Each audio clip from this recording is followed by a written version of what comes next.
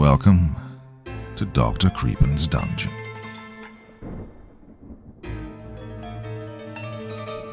Human experiment stories captivate and disturb us because they explore the terrifying potential for ethical boundaries to be crossed in pursuit of knowledge or power. They force us to confront questions about the fragility of our humanity and the depths of human cruelty, often highlighting the vulnerability of individuals subjected to manipulation or suffering. The blend of scientific plausibility with moral corruption triggers unease, as these stories blur the line between fiction and the disturbing realities of history, as we shall see in tonight's two tales of terror. Now, as ever before we begin, a word of caution. Tonight's stories may contain strong language as well as descriptions of violence and horrific imagery. That sounds like your kind of thing. Then let's begin. Project Demigod by Corpse Child. People always used to ask me, what makes you special? Usually it was over the fact that I was given just about anything I wanted. Life was handed to me on a silver platter, well, at least in the eyes of most. Yes, I came from money. Yes, I lived in a very nice house in a very nice area. And yes, I was even enrolled in the top-tier schools growing up. I even had an account to my name with over $120,000 that I would have immediate access to when I turned 18, so yes, I guess you could say I was blessed or special. Of course, it didn't exactly feel that way. Money or no money, I wasn't without my own struggles personally. I may have always had more than enough to eat, never have to worry about where I'd lay my head at night, in an alley or overpass somewhere, sure, but, well, don't get me wrong, I never tried to really flaunt my fortune in anyone's face either. I wasn't without problems of my own. The biggest of which being my relationship with my father. Growing up, it was just me and him. I never knew my mother, and Dad never even so much as mentioned her in any sort of conversation. Well, the few I can actually remember us having. My father worked as a biological researcher and chemist for the government at one of their research centres. He'd be gone for most of the day back then, and sometimes wouldn't even come home until well into the next afternoon. This didn't bother me too much, though. I'd usually pass the time either painting in the art studio my father had set up in our house in an empty room, or in my own room, reading one of the innumerable novels on Celtic, Nordic, Eastern, and many other folk legends and or mythos. Well, that was, of course, my favourite of those two pastimes. Well, I'd be lost for hours imagining myself in those fantastical worlds, either rescuing a princess, slaying a mighty beast, or being granted some magical ability that elevated me beyond that of other people. Oftentimes, being as quiet as it was in the house during the day, my imagination would go so far as to cause me to conjure up some of these creatures who'd play with me. Of course, at the time, at least, I knew they weren't real, but it was better to me than being alone every day. At night, too, when I'd lay in my bed, I'd hear them, calling out to me, telling me that they were there, that they'd always be there. Unfortunately, this was also for reasons I couldn't yet understand, a big thing that my father mostly disapproved of.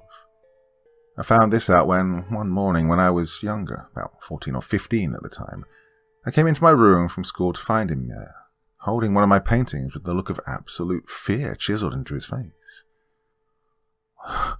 "What are these?" he'd asked, shaking.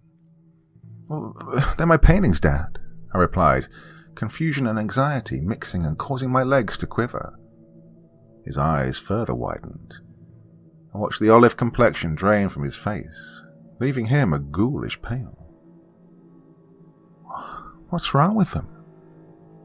"Where did you see this?" "What?" "Where did you see this?" he repeated, snapping at me. "Well, they're from the books." "What books?" I led him to the library and showed him. The apprehension on his face grew when I showed him these books.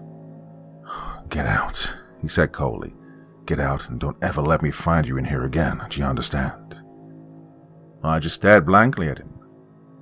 "Get out." Well, this time he shouted it. His voice echoed throughout the walls of the library, causing me to run out as fast as I could. I remember how rapidly my heart kept beating when I left the library and ran down the hall. My mind was racing. Why was he so worked up over me reading those books? Why was it so wrong for me to be in there? What was so wrong? I remember contemplating this for hours that day, sitting alone on my bed. I eventually came back out when I heard his footsteps stomping down the hall with a purposeful stride. His eyes were stitched open and bloodshot, almost, like those of a wild animal. In his hands were a stack of the books from the library. He went into the living room and set the fireplace before haphazardly throwing them in 2 at a time. This caused me to run into the living room screaming, "Wait, don't, what are you doing?" He paid me no attention, continuing to feed the flames like his life was somehow dependent on it. I ran over to try and save the rest of the books, only to be met with a hard shove from my father. I was sent flat on my rear, him boring into me with a crazed look. I was so caught up in my own state of shock and fear that I couldn't really tell that he, in some fashion, had the same look on his face. There was something that evidently frightened him about those books, or at least about me reading them. Again, though, that context was all but lost on me. I just sat there, helpless to whatever my father was going to do next.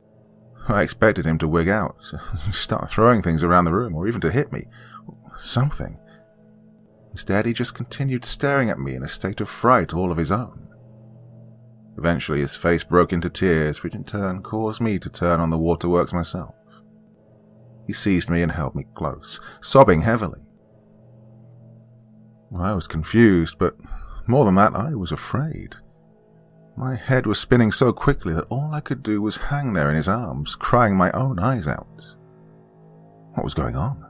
What was Dad so afraid of? Why was he afraid of me reading those books? His head pressed down to the top of mine, and I could hear him mutter through sobs. "Oh, this is all my fault," over and over again. "What is?"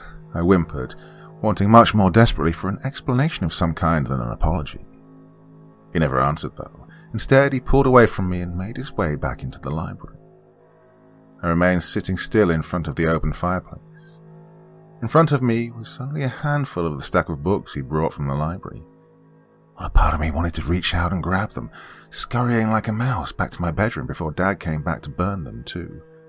But I didn't. No, I just sat and watched the ones that had been thrown in slowly turn to ash. I fell asleep there that night, and in the morning I was awakened by my father roughly shaking me awake. "Wake up. Start packing your things," he said in a voice that was as hollow as the look on his face when he said it. I was confused. "What's going on?" I asked, stirring awake. He didn't answer at first, instead moving toward the hallway and rolling 2 suitcases towards me. He wouldn't look at me. "Dad, what's going on and where are we going?" "Pack your clothes, all of them. Pack up anything that's yours." My heart rate sped up, while at the same time sinking from my chest into my stomach. I may have been young, but I knew what he meant.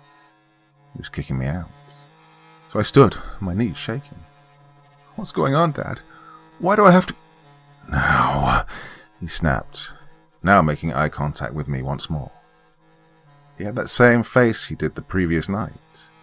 It was empty, yet somehow sympathetic at the same time.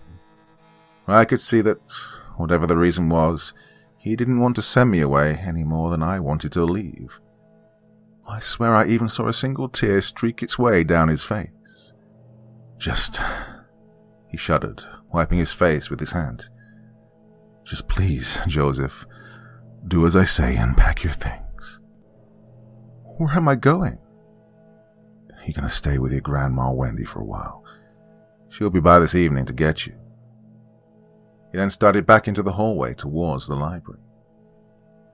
"Wait," I cried. "What about school and what about my friends?" He stopped and told me, numbly, dismissively, that he'd taken care of that. I wanted to press further, to cry out and to beg him to let me stay, or at the very least tell me why I had to go, but I didn't. Before I'd even have the chance, I heard the door to the library close and I was alone in the living room. Everything was quiet. Far too quiet. The way you'd expect from a place that was long abandoned. In a way, that's what the situation was, abandonment. No cause or reason was given as to why or how long, just doing away with life as I knew it. I can't really describe what I felt as I stood in the empty living room. Well, I wanted to cry, sure. It was a frightening situation, but no. It wasn't fright I felt. I wanted to scream too. I wanted to punch, kick, and toss around everything around me that I could pick up and just wreck the place in a fit of confused hysteria. But I didn't do any of that either. I guess the word I'm looking for is that I was numb. So overclocked with confusion that my mind essentially had to reset like a computer, leaving me numb, hollow, just like my father was. And this is how I'd spend the rest of that day, absent-mindedly stuffing everything of mine that I could fit into 2 suitcases. It was around 6 o'clock that evening that Grandma Wendy came for me. I remember walking to the front door, taking one last look around the house. Still empty, still quiet. My father came out of the library carrying an armful of books that I knew he intended to burn when the doorbell rang. Grandma Wendy greeted us with a smile. I can only wonder what she thought when she was received with grim expressions from the both of us. I was told to put my things in the car and wait there while they talked for a moment. And by that point, I was beyond trying to figure out why everybody was trying to be so vague with what was going on. So I just did as I was told. I do remember, though, taking one last look at Dad, silently pleading for him to change his mind. He just looked back at me with a mournful stare and nodded for me to go on. He didn't say anything to me, nor I to him. I just turned around then and went to the car. For a while I just sat there, lost, afraid, and just confused. No matter how hard I tried not to think about it, I just couldn't help but brood on the simple question of what I'd done to deserve this. What did I do for my father to have to send me away? I thought briefly about the storybooks, the fairy tale collections, those that he was so quick to destroy. I thought too of the way he reacted when he discovered my artwork based off of them. None of it made sense.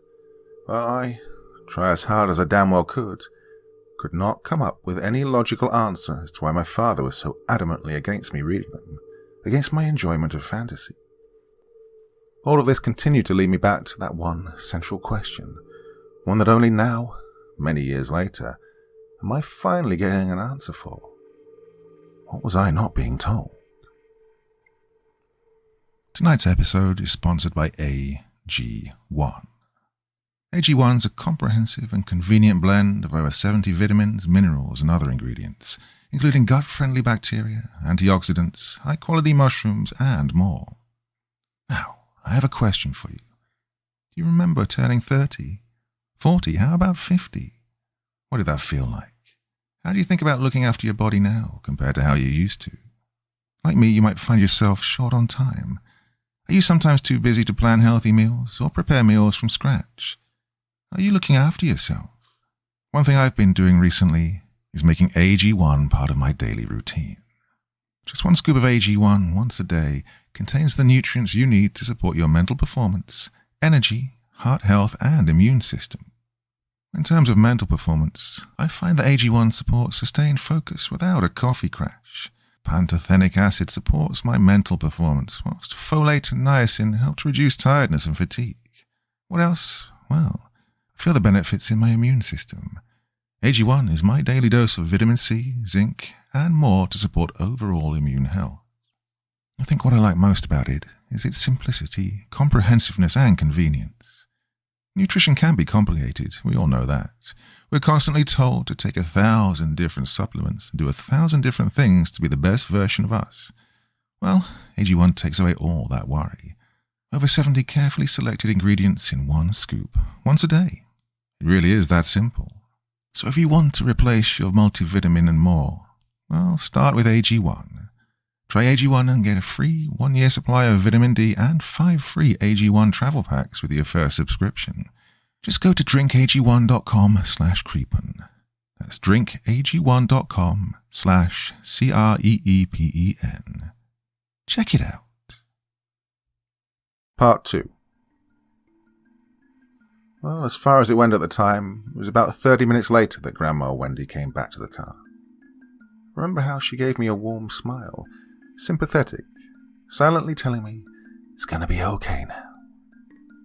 I looked one last time at the house. My father was stood on the porch, watching as we started away from the house. A mere few seconds later, we were on the highway on the 4 to 6 hour drive away to her house, ending the life I'd known for at least 14 years. Well, things changed drastically, for me, of course. I no longer attended the prep school that I'd done back home, instead having a tutor come to homeschool me, something that my father apparently had arranged beforehand. As well as this, given that Grandma Wendy didn't come from money like my father, I had to learn how to make income for myself like everyone else. I guess what I'm saying is I wasn't special anymore, like how I'd said I was earlier. Please understand, I'm not here to cry over that.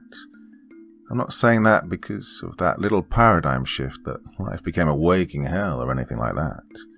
I was still able to live happily, even if I had to adjust to a new lifestyle.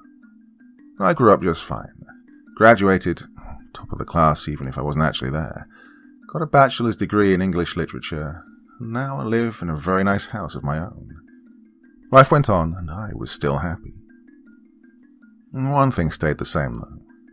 Even if I could no longer read those books, I could still see them.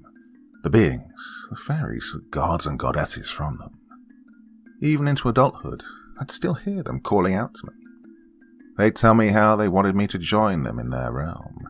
This, among anything else, proved to be my biggest predicament in life. Well, I guess, given that I'd lived so long by that point away from the realm of childlike imagination, having to live normally, I realized that it wasn't exactly natural. I guess you could say that I was hearing the voices of fairies. I'd been seeing a therapist for it for a while, and it had helped a little. For the most part, with his help, I'd managed to see and hear them less and less. Not completely gone, but not too much to be really problematic. His theory was that it was sort of my mind's way of holding on to a piece of the past. He said that our minds, usually after something shocking or traumatic like that day at the house, will grab onto something happy as a sort of defense mechanism. In short, because I'd see the fairies when I was younger and had many fond memories of them, I'd see and hear them now as a way of preserving the past. This would ultimately become my way of accepting what I was experiencing. Not only that, but it was also how I'd make peace with what had happened at the house, with what happened between me and my father. Until now, I'd never thought anything more of it. Then, last Tuesday happened, and I got the phone call. After that day, I never actually saw my father again. He never called or wrote either. The only word I'd ever received from him was a birthday card in the mail, along with a check for $300, at least until my 21st, where it was a bottle of imported red wine instead. Outside of that, the old man basically didn't exist to me anymore. Hell, I won't lie. For a while, despite looking more and more just like him whenever I'd look in the mirror, I actually started to forget what he even looked like. Well, I guess, along with my memory of him, my anger towards him also faded into obscurity. It was early last Tuesday when I got the call that changed all of that, though. It was from an old colleague of his from the laboratory he'd worked in. My father's body was found hanging from the rafters in the library.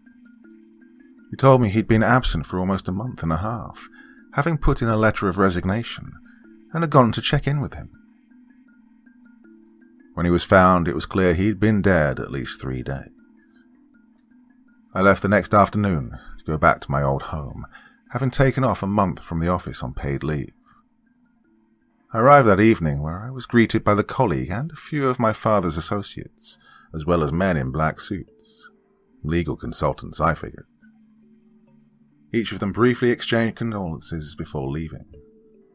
One of them, the one I'd spoken with on the phone, gave me a folded piece of paper before I left, telling me they found it with the body. Once everyone was gone, it was dead silent again, just like the old times. No creaking, no tittering, no whir of air, nothing. Standing alone once again in the empty living room, the memories came back to me. All the fantastic adventures I used to have, the quests I'd embark on, and with this, they came back as well. I could hear them, the soft, crooning voices of what I imagined to be a beautiful goddess. "There's nothing for you here, child. Come, it's time, my child." I shoved this down, though. Even if the voices were just a preservation of memory, they weren't welcome in that moment. No. Being there, in that living room, in that empty, silent house, only brought memories of loneliness, of abandonment. I looked over to the fireplace, a stack of books sitting in front of it. I went over and took a closer look at them. They were a mix of textbooks on biology as well as a few on quantum physics and engineering, a few on philosophy and religion, and the rest were a couple of the mythology and folklore collections I'd used to read. Well, this prompted me to go into the library, where I then finally took out the piece of paper. Unfolding it, I saw that at the top of it was a paperclip photo of him smiling, with me cradled in his arms, asleep. Well, this actually got to me for a moment. Not because it was a heartfelt moment, or because it was a happy memory of me and him together, but rather because of the fact that, for most of my life, even early on, he'd never been there. I guess that was another reason why it wasn't hard for me to all but forget about him when he sent me away. Seeing that picture, though, I didn't know how to feel. Below the photo was scribbled like he was in a hurry when he'd written it, what looked like to me to be some sort of serial code. Well, because of the way it was written, I couldn't make all of it out. What I could read was Monolith D1473, Project Demi. Under this was the following message, written almost just as illegibly. "There is a God, and I only hope I can be forgiven for my sins. The file has everything. It tells of what I and the others did. It's in the black cabinet, second shelf under D category. The time has come that I have to stop hiding and reveal the truth, to the world and to my son Joseph. The things I did for him. But now I must pay for my wrongdoings." I must have read that message almost 1,000 times. Two main emotions hit me at the exact same time: confusion and anxiety. What was this file? Hell, what was this black cabinet? In all the times past that I'd lingered in that room, even as big as it was, I'd never once seen any filing cabinets, black or otherwise. More importantly, what was it that file contained that apparently haunted my father, so much so that he eventually took his own life? And what did it have to do with me? So it was with all these questions infesting my mind that I took to scouring the room, looking for the elusive black cabinet.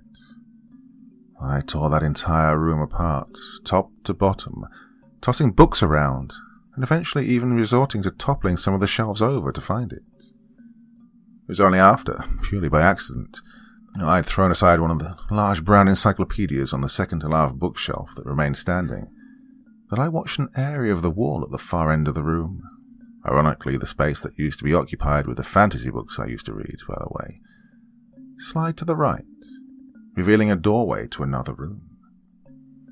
My eyes grew when I saw this. My heart jackhammered away at my ribcage. My knees threatened to buckle beneath me as I slowly approached the room. When I crossed the threshold, blinding fluorescent lights blinked to life, revealing a small, cramped office with a large mahogany desk in the center that had multiple stacks of manila folders, as well as a few miscellaneous documents, some of which were laying discarded on the floor around it. Curiosity was replaced with a dread of excitement as I glanced at the folders, seeing them marked with similar codes to what I'd seen on the note. I knew then that whatever this file was and whatever was in it, it would be found in that office. Behind the desk were two filing cabinets, one white and the other being the black cabinet I was looking for. I rifled through the second shelf for about 20 seconds, through all of the similarly labelled folders until finding the file labelled with the code written on the notes. The front of it was marked with a small logo of a long structure or tower with the words Monolith Site D1473, Secure File, Project Demigod, Classified Data, stamped across the front. Immediately I closed the drawer and sat at the desk and opened the file. The first several documents were blueprints and diagrams for these weird contraptions that, honestly, I'd have no idea how to really describe. One notable thing about each of them, however, was that they were all labelled as being interdimensional compatible. Some of the diagrams depicted crude drawings of human-like figures, looking to be primarily female in nature upon closer examination, emerging through what I inferred to be a wormhole or portal or something along those lines. A doorway, in other words, to some world so far unknown to this world, that is, except for my father and the unknown persons that apparently assisted him with this. As well as this, some depicted some sort of chamber or vessel, evidently used for containment. These were noted as being made from solid steel and titanium. A bit more digging through the file and I was met with the first official document. It was an introductory note detailing what Project Demigod was and their hypothesis. Attached is my transcription of this and all of the report entries pertaining to the project. A quick note is that these are all undated, or at least not that I could find, having been purposefully redacted, so it's unknown exactly when any of these events occurred, or the exact time span in between entries. Prefatory matters and introduction. My name is Dr. Weston Greer. Today marks the beginning of a new step in both the realms of scientific possibility and the next evolution of human understanding. After almost 9 years of research, hard work, and tireless dedication, we here at Monolith Site D are ready to begin our most ambitious project yet since first establishing. The first step towards a larger world. Project Demigod. Hypothesis. We will bring a being from another realm, an immortal being far elevated in every way from any mortal man, into our plane and, having it breed with a human, will bear a god into the world. We will give birth to a god among men. Method. Through various machinery, see attached diagrams, we will open the door between our realm and the realm we refer to simply as the Veil. Where a subject, classified detail, will then enter and, utilizing a harness specially designed by our technicians, bind and bring back a worthy specimen for breeding. For the breeding process, we've selected 5 male subjects of varying backgrounds, ethnicities, body types, and religions to see which would constitute the best result in a hybrid spawn of man and god. Subject 1 is a Caucasian male, 6'2", 235 pounds, former Marine, unmarried Catholic. Subject 2 is an Oriental male, 5'6", 185 pounds, farmer and fisherman, wife deceased, Buddhist. Subject 3 is an African American male, 5'9", 250 pounds, cook in an Italian restaurant, unmarried, atheist. Subject 4 is a Hispanic male, 5'7", 230 pounds, politician, divorced Christian. And Subject 5 is a Native American male, 6 feet, 215 pounds, owner of a metaphysical shop, unmarried, Wiccan, practicing different forms of shamanism. Each subject was hand-selected by the team of Site D and are willing participants in this experiment, having signed a legal contract and term of agreement. Each have been promised $500 in remuneration for their participation in this project. Subjects were also noted to have no immediate families to speak of or next of kin. The process of opening the door and accessing the Veil will commence at 1200 hours sharp. Part 3. Entry 1. The first attempt of opening the Veil has ended in failure. Equipment was functional, but miscalculations were made with sending live subjects through. The first subject was unable to breach through before his flesh was inexplicably flash-seared from his bones. It's unknown at this time what it is that caused this reaction. Associates claim it could have been something with the supernaturally high levels of ultraviolet radiation being emitted from the portal. Adjustments are being made to account for this theory, and we intend to begin another trial at this time tomorrow. Entry 2. For our next attempts of opening the veil, we took the liberty of selecting multiple subjects, whom I will henceforth be referring to as the Retrievers, all individuals who have little to no money and no known ties to community or next of kin to speak of.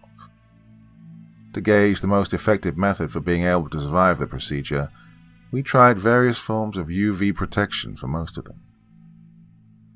For example, the first of our Retrievers was stripped naked and covered from head to toe in multiple coatings of SPF 5000. Another was given a radiation suit, one of our strongest tailored. The last was given nothing. The last Retriever would act as another sort of control for attempting to breach through a second time. Each of these resulted in failure and loss of life for all 3 Retrievers. Both the protected and unprotected were fried immediately upon contact with the doorway. This has, naturally, led to speculation that either the UV rays are far too strong for any man-made implements to protect against, or that there is something else entirely that is causing this result. At this time, we are unsure exactly how to proceed. Funding for the project was already at risk with the expenses in gathering the necessary implements. Because of this, we must tread carefully when proceeding further, and do our best to make the next attempts a success. Entry 3.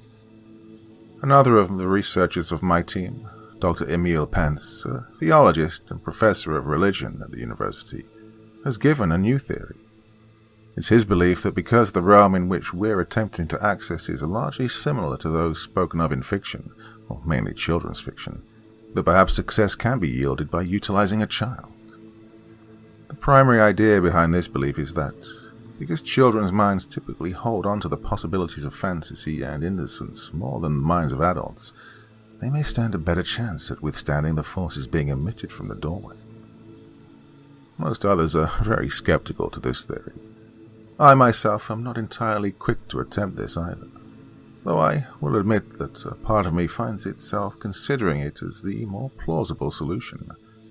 Of course, with this comes the question of where and how to obtain child volunteers for the project. Never mind the question of ethics of that decision, there would also be major legal obstacles with it as well. As we are, yet again, at a complete loss of how to proceed, myself and the team are on a 5-day furlough, paid leave.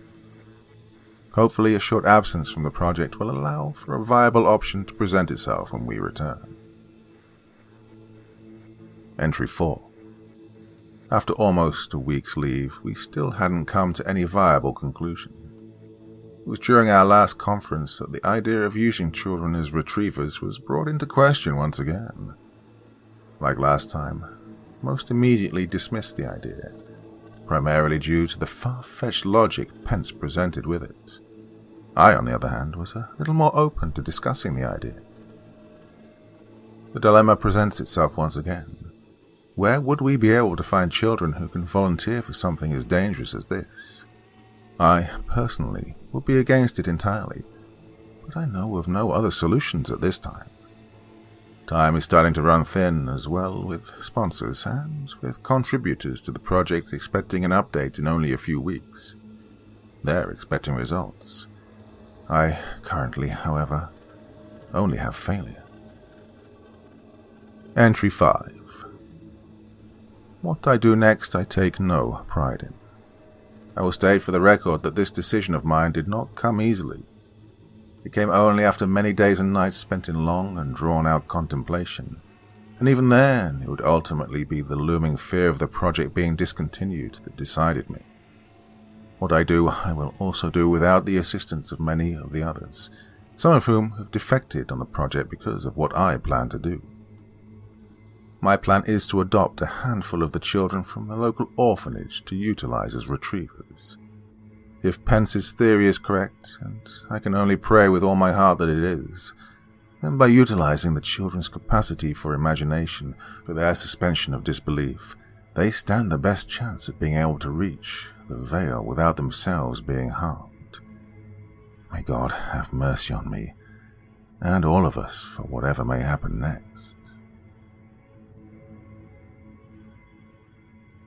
Entry 6. A couple of weeks have now passed with no progress on the project. We had to put everything on hold while attempting to ensure the Department of Social Services would allow the children in our care. It's not like they'd ever have allowed us to have them if they knew our real intention for them. The children have been living in the loft, off-site from the facility, for almost 2 weeks. Pence and one of the biologists of our team, Dr. Amelia Orne, have acted as the pseudo-parental figures for that time. Yesterday was the finalization of the adoption process, and with that the project may continue. The first attempt with the children will commence promptly at 2300 hours tomorrow night. Entry 7. We've now had our first glimpse at success since the project's beginning. Pence's theory seemed to prevail, at least from an effective standpoint. Still not entirely sold on the science or reasoning behind it. Well, the result was there. Once opened, the modified retriever was able to breach the doorway without being harmed. Now, we wait. We have estimated it taking a minimum of 5 hours and a maximum of 8 to 10 for the retriever to harness the specimen and make his way back through the doorway. It is at this time that I hold my breath and pray that the retriever may emerge with our specimen. Personal note. 4 hours have elapsed now since sending in our retriever. During this time I can't stop myself from imagining what that young man is seeing right now in there, in the veil. Oh, I remember how afraid he was when he was met with the opening of the veil. He's still so young. I wonder if he looks at it, any of it at all, in fascination and wonder, as was characterized by Dr. Pence, or in terror, as I'm sure I and so many others would if faced with such as he is now. More than this, however, I can't, try as I would, quell the growing senses of shame for delving to such extremes as this. Such is the pursuit of knowledge, I suppose. Entry 8. Hour 12 has passed, and there's been no activity from the veil. No sight nor sound has been reported from either the retriever or anyone else from the other side. Pence believes this is just a minor delay, to use his words. He estimates that this could be due to the retriever's own sense of curiosity. In other words, he believes he's simply exploring the veil. And this, of course, is only speculation, given that we cannot see the retriever, what it does, but, well, it's the most sound conclusion presented thus far. Dr. Pence has suggested that we wait a further 3 hours before attempting anything further. Personal note. I can't help it. I feel as though he's in grave danger. Pence has advised that I and the others attempt to get some rest, but I can't sleep. I can't even think of sleeping. Not with him still in there alone, faced with wonders that no grown man appears to be able to withstand. I can't close my eyes without seeing the look of cold, unbridled fear on his innocent face. It's now that the haunting query presents itself to me, the bane of all scientific ambitions. Will what we're doing be for the better of our fellow man? And if so, how steep a price must be paid to achieve it? At this time, I cannot conclusively answer this. Entry 9. The 3 hours have passed, along with an extra 2 for added measure. Still nothing from either the doorway or the retriever. This was when the retriever was officially declared dead, and this trial another failure. At this time, the team and I are discussing what our next move should be. Most collectively agree that utilizing the other retriever is a risky venture, not to mention largely unethical. Dr. Pence, however, disagrees, advising to utilize another of them immediately. But this time we are undecided, and we have so little time remaining to yield any results. Entry 10. Against the judgment of many of the others of the team, as well as my own conscience, we utilized another of our retrievers. This one was a little girl, the only one of the bunch. This adjustment was, of course, done at Dr. Pence's recommendation. Well, it must be mentioned that it would be at this time that many more from the research team stepped away from the project for moral and ethical reasons, leaving only a fraction of our original crew left to continue. At 23:30 hours last night, we deployed the second retriever through the doorway. Almost a full 12 to 13 hours passed with no activity from the other side, before she too was declared a loss. Further use of the retrievers is currently being debated. Personal note. I cannot lie, my own faith in Project Demigod and its merit has waned significantly since commencement. I can't blame those that have deserted the project. In truth, I felt compelled to do the same when I realized we'd sent yet another sweet, innocent child to their death. I'm honestly not sure how much longer I'll be willing to go on with any of this myself. Dr. Pence is also starting to worry me. Up to the present, he's not seemed to give any second thoughts about using the children. I'm sure the others feel the same. They see it too. The way in which he all but directly sees them not as children but simply as tools. Well, he is a brilliant man and has built much rapport with the scientific community and with the higher-ups of Monolith. But I'm finding myself wanting to trust him and his judgment less and less. Part 4. Entry 11. Due to breach of conduct and ethics, Dr. Emil Pence has been withdrawn from any further involvement with the project. On a routine checkup of the remaining retrievers in the loft, one of them notified me that he'd selected another of their number to be taken back to the site. At that time, I'd not been made aware of any decision to continue with another retriever trial. This proved to be the case indeed when, asking the others why I'd not been notified, nor had any meeting been called to discuss the matter, they answered that this was because no such decision had yet been made. When I went into the testing room, I found Dr. Pence guiding the retriever into the doorway. I was too late to halt the procedure, and the third retriever trial was set in motion, unauthorized. Upon interrogation, Pence explained that he'd devised a way to ensure the retriever's return, through virtue of a stuffed teddy bear, theorizing that carrying the toy while inside would act as an anchor to our world, thus reducing the chances of getting lost inside the veil. Only 5 hours later, activity was reported from the other side doorway, and after about 5 minutes of intense energy spikes, the doorway opened, and from it emerged the unauthorized retriever, along with a live specimen.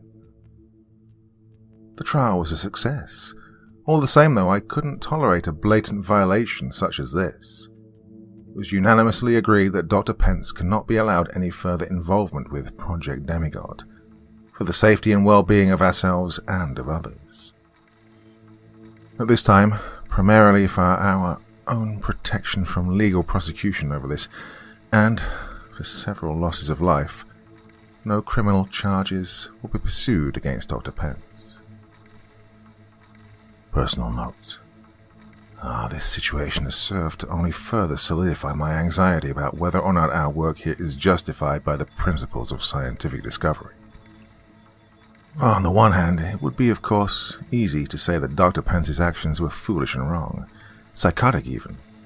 Yet, at the same time, I can't help but wonder if, like me, he really did only have the best intentions with the larger picture as a whole. What he did was dangerous, not to mention deceitful, but, as stated in the report, it worked. We were successfully able to send and bring back a retriever, along with a live specimen. This has led me to ask one big and damning question. would I, in only a short matter of time more, have perhaps done the same. Entry 12. With the success of the retrieval aspect of the project, we've begun the second phase, the act of mating and breeding with the specimen. Resembling a female judging by the vaginal genitalia, as well as the appearance of breasts. Her body is slender, with light yellow skin that almost appears to be glowing, possibly emitting some sort of energy or aura from within her body.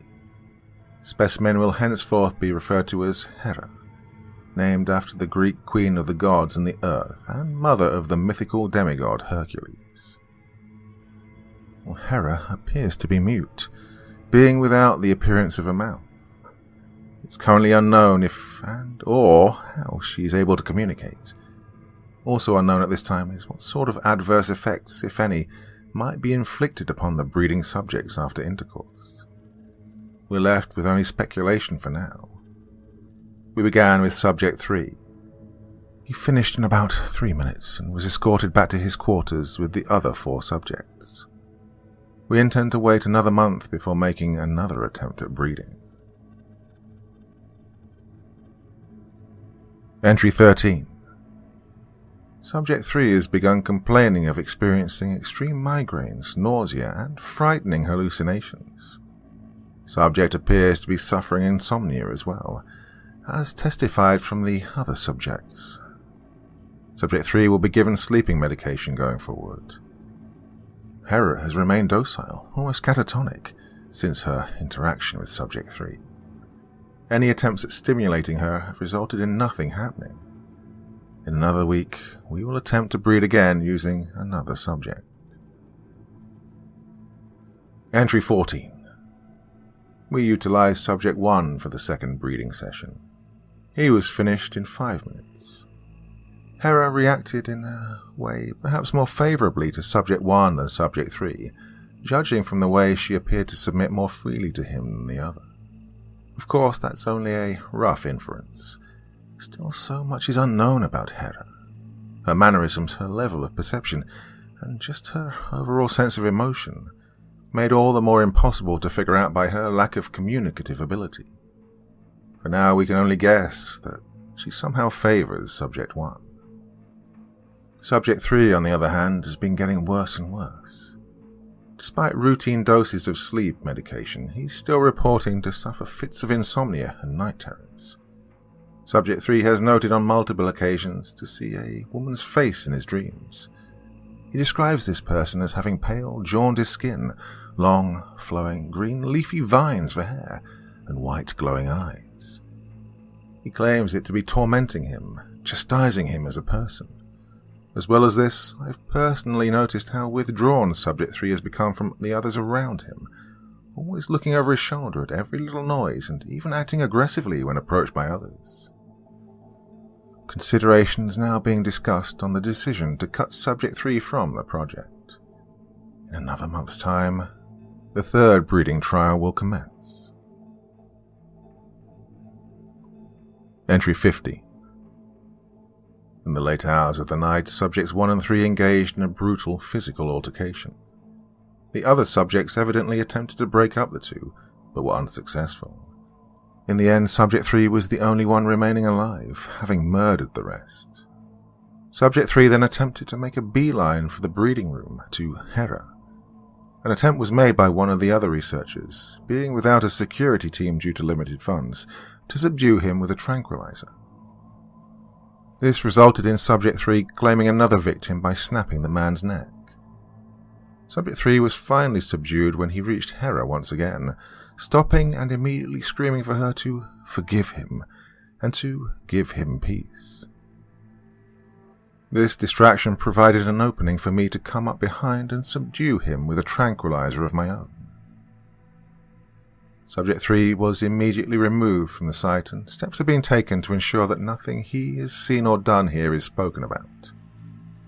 At this time, with no living subjects remaining, no viable results, and no more available funds for continued experimentation, steps for the discontinuation of Project Demigod are currently in motion.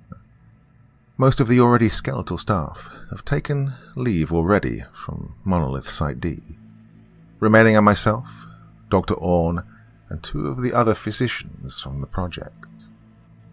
In 2 days' time, Monolith officials will be coming to remove the equipment and seize all data that was gathered during the duration of Project Demigod. In conclusion, Project Demigod was a failure. Entry 16. This, as well as any possible notes or recording of these events going forward, will be an unofficial record. It was at around 01:30 hours this morning that I and Dr. Orn were awakened by what sounded like wails of pain coming from the breeding room. Upon investigation, we found the source of the sounds to be coming from Hera, despite having no mouth to scream from. Her stomach was extended and she was clutching it as she appeared to writhe in agony.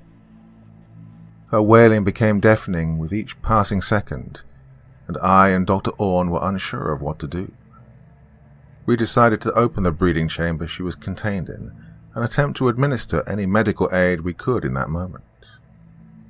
We had no surgical supplies and only a limited supply of select drugs, mainly anesthetics and/or morphine. We weren't sure, given her supernatural nature, what kind of effects the drugs might have on her. But in the end, we took action and administered a small dose of morphine to her. She jerked violently, flailing her arms around wildly, swiping and clawing at the air like she was fending off a predator, before finally relaxing. A quick check of her vitals confirmed that she was still alive, merely unconscious. Dr. Orn and I are both very curious as to what caused Hera so much pain like that. Unfortunately, with the equipment decommissioned and officials arriving in a day's time, we're unable to pursue the matter any further. Entry 70. Official or otherwise, this will be my last report on Project Demigod. It was this time 2 days ago now that Hera awoke, crying in pain once again. This time was far more painful, and her stomach had swelled even bigger in size from the last time. When myself and Dr. Orn attempted to investigate, we were met with a shocking discovery. Hera had gone into labor. Immediately we fetched a pail of ice and water to keep her hydrated during the delivery process. It was here, however, when another far stranger phenomenon occurred.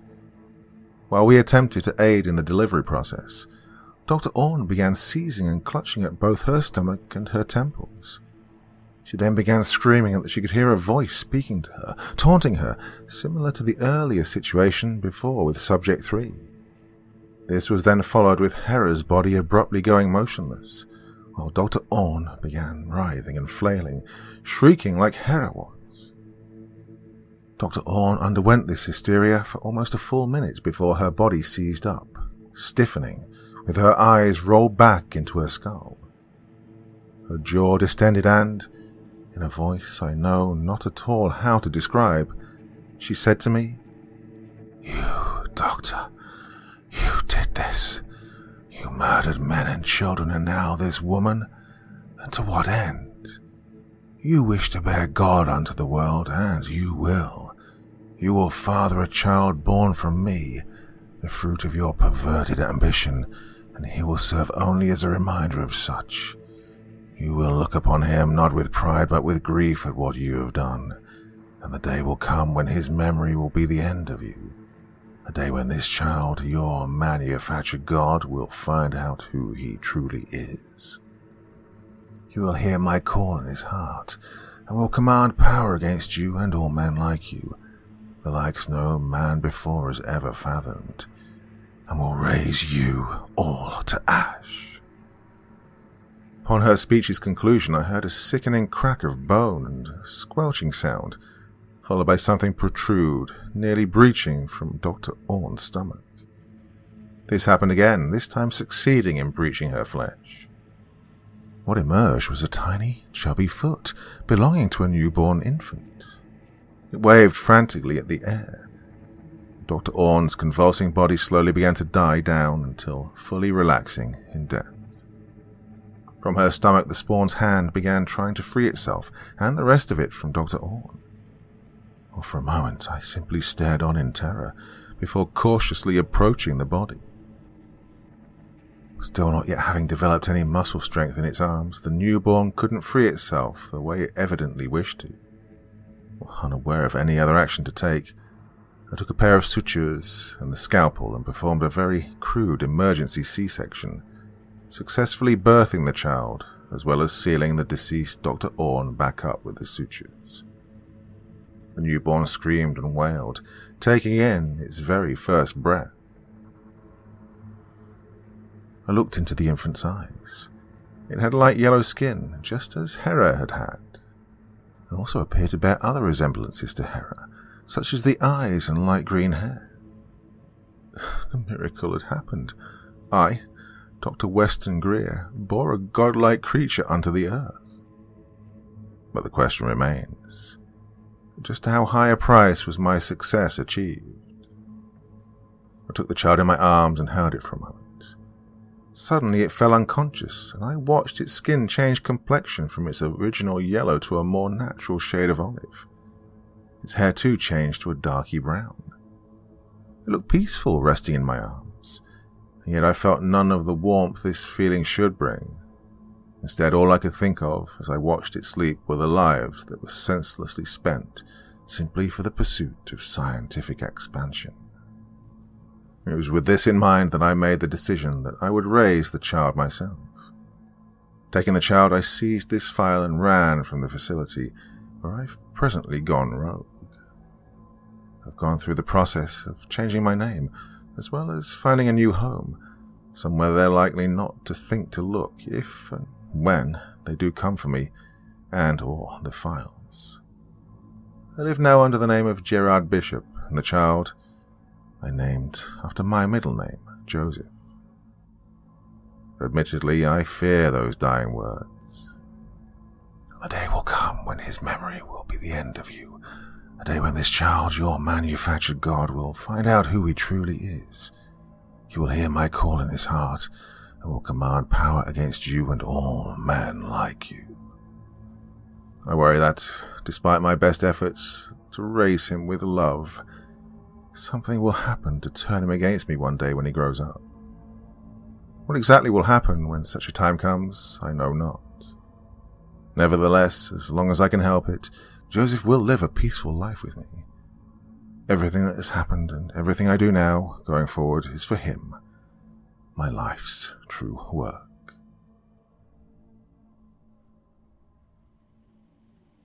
I stared for what felt like hours at that page. Then I flipped back and read and reread through it again. I couldn't believe what I just read. No, I wouldn't believe it. My father, a brilliant and celebrated scientist, accomplished his greatest achievement by murdering others in the name of science, at least 2 of which were children. And then, even more horrifically, I was that achievement, born and bred out of blood. No. I didn't want to admit it was true, but deep down, I knew it was. The more I thought back, the more the pieces of a long, unsolved puzzle began falling into place. I knew now why Dad was almost never around, and I now understood why it petrified him so much when he found out that I'd been reading those books. I wasn't just his son, I wasn't just his greatest achievement. I was his reminder of the price of pursuing knowledge. Moreover, I now understood myself, why I was always drawn to the books, those stories, those worlds, the characters. And I think that's what he feared most, that I would learn the truth. And that was why he sent me away all those years ago, why he never tried to see me or explain any of this to me himself, and why his life ended the way it did. He feared the truth, that even with the best of intentions he travelled the long, dark road to hell. Well, I write this now because the truth needs its day. After all, it's what I was born for. Our second feature-length story this evening is The Forest Experiment. Part 1. Site 12, March 14th, 2008. I marched like a disgruntled drill sergeant through the sterilized hallways of the facility, my fists clenched and teeth gritted. For once, there are actually some wrinkles in my suit as I hastily make my way to find the Ice Queen herself, Dr. Athena L. West. The science wing was definitely the most complex part of the building to navigate, but I managed. Although the higher-ups in the agency would be disappointed to know if the guy they promoted to Director of Operations still didn't know his way around a wing of the facility, well, I find the door to the room I'm looking for. 2 guards stand on each side, dressed in black. Assault rifles held tight as they suddenly look at me with obedient hesitation. "Good morning, sir." The one on the left greets me with a nod, clearly faking his enthusiasm for seeing me. But, well, they all did. A bunch of ungrateful fools they were. "Good morning, Mr. Bowser. Credentials?" The guard on the right follows up, holding out a hand as if to invite me to put something in it. "Why do I have to present my credentials all of a sudden?" I blurt out, my short fuse now coming to the forefront. The 2 guards flinching slightly despite my lack of any firearms or weapons. The both of them share a glance of confusion before returning their attention to me. The one on the left staring rudely with wide eyes. "It's part of the new protocol policy, sir. The one you signed off on." Whatever. To hell with both of you, I snarl, pulling out my identification and credentials card and holding it up in front of me with a strained look of frustration, giving the impression that I was seconds away from pouncing on both of them. Ted Bowser, Director of Operations, property of the agency. "Okay, sir, thank you. Sorry for the delay." The guard on the right apologizes before stepping off to the side and allowing me to open the door. My bitterness is palpable as I pass by the 2 meatheads. The room on the other side greets me with a marble white finish. No stains, spills, or mold anywhere to be found. Computer monitors and L-shaped tables loaded with all sorts of different chemicals and experimental tools surround the inner square of the expanse. I keep my way towards the center of the room, and down at the end stands a more than familiar woman in a lab coat. Her blonde hair done in a neat ponytail as she continues to keep her eyes focused forward, not even turning around despite my lack of graceful silence when entering. But it makes sense. She was too caught up in another one of her experiments. But this one was beyond extraordinary, as she put it. Calling herself its mother and whatnot. Well, it was fucking weird. The thing just sat there in a tank right in front of her, floating in a light green liquid with all sorts of wires connected to its body. An engraving at the bottom of the outside of the tank reads, Subject 16A. Dr. West's freakishly prized possession. Well, to me, it was nothing more than a waste of precious budget dollars. "Your guys dropped the new recruit at the location," West informs me, once again still not giving me the time of day when it came to body language. "Oh, he's only a recruit if he survives the trial," I reply with a no-nonsense tone. "Don't get ahead of yourself, West." Well, she then turns, this finally being the thing that gets her to enter eye contact with me.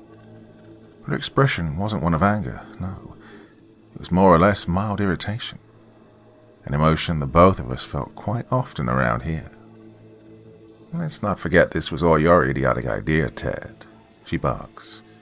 "We waste all this money, time, and our classified information recruiting new agents when we could just use him more often," West bellows, punctuating by pointing at the tank holding 16A inside of it. "Oh, we use him plenty enough," I shoot back. "Not every single cryptid is worth the resources we have to use to feed this son of a bitch." "Whatever," she complains, crossing her arms and narrowing her eyes, turning her back to me in order to continue looking at the tank.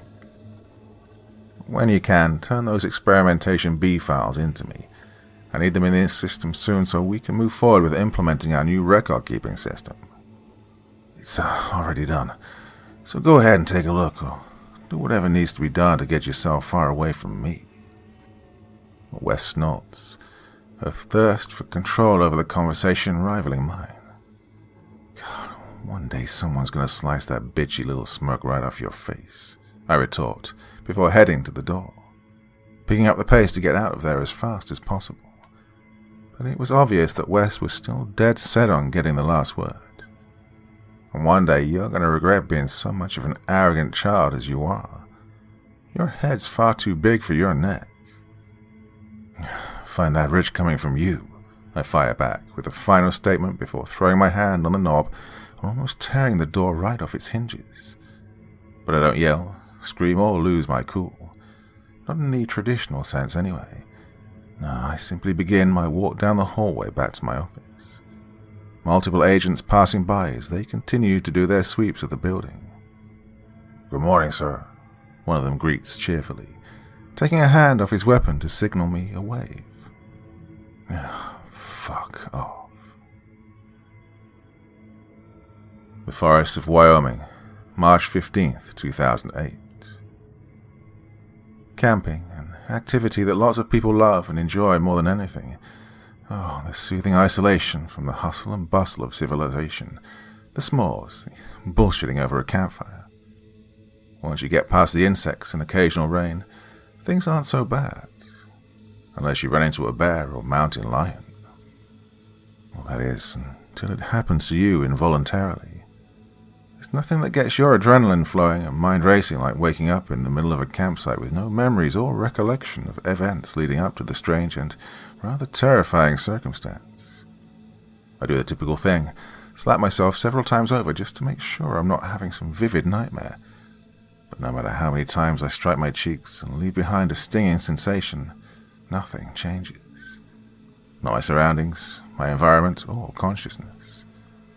I really am trapped out here in the middle of the woods all alone. And let's just say it's not an easy reality to accept. I stand up and try and get my bearings. I can only see pine trees in every direction I glance, further cementing the fact that I'm truly isolated. But it wasn't all completely hopeless. After doing a 90-degree shift to my body, I find a tent with what looks to be a box of some supplies next to it. A complete and utter godsend, or so I thought. The little discovery led me to the conclusion that someone had done this to me. No extreme sleepwalking or anything of the sort, no. I was kidnapped, drugged, and taken here. But why? What for? And most importantly, what did they need with me specifically? I wasn't anything special, just a bartender, not very tall, well-built or experienced in many fields other than making drinks and bullshitting with patrons. Regardless, I had more important matters to worry about at the time, so I marched my way over to the tent, listening for any sounds besides the birds chirping while I wiped away the last of my eye boogers. Not that I was actually tired or anything close to it. I kneeled down once reaching the box, placing my hands on either side and pulling the top flaps open, half expecting there to be a raccoon inside, feasting on whatever little crumbs it could get its claws on. But no. Instead, I am shocked beyond expectation when I lay my eyes upon a fresh loaf of bread, 2 bottles of water, a shotgun with a bag of shells, as well as a suspicious camcorder, along with a backpack on the side which I assumed was for the purpose of holding all these items, meaning this probably wouldn't be my permanent spot, but it was a good thing. I was planning on getting the hell out of here anyway, and this was the only thing holding me back. I inspect the loaf of bread, finding that the barcode on its plastic wrapping is covered in some sort of strange, crudely taped-on piece of paper with a string of 6 numbers written on it in purple pen. 892-506. Part of me wondered if the bread or water was even safe to consume in the first place. But after shrugging the numbers off as a clueless nonsense and putting it in the backpack, I immediately grabbed the shotgun to check if it was loaded. I'd shot firearms a few times in the past just for practice with my uncle, but I am, well, the furthest thing from a gun expert. I did make sure to have a look at the safety as well. I was always told the phrase, "Never point a gun at someone you don't intend to kill," as a kid. I did what I considered the most logical thing and assumed this forest was in my home state of Wyoming, which meant there was a good chance that I could run into either a black or grizzly bear, neither of which sounded exactly pleasant, but I'll take the black over the grizzly any day. But of course, this generous offering of supply still doesn't get rid of the fact that I was not only horrified at my current situation, but hungry for answers. Answers I knew I would only get if I made it out of here alive. So I packed everything up as fast as possible, finished loading the shotgun, and set off. But only once I move further into the trees does the eeriness truly begin to set in. Well, people will always go on and on about how creepy forests are at night, but to me they're almost as unsettling in the day. But at least you can actually see more than a few feet in front of you, I guess.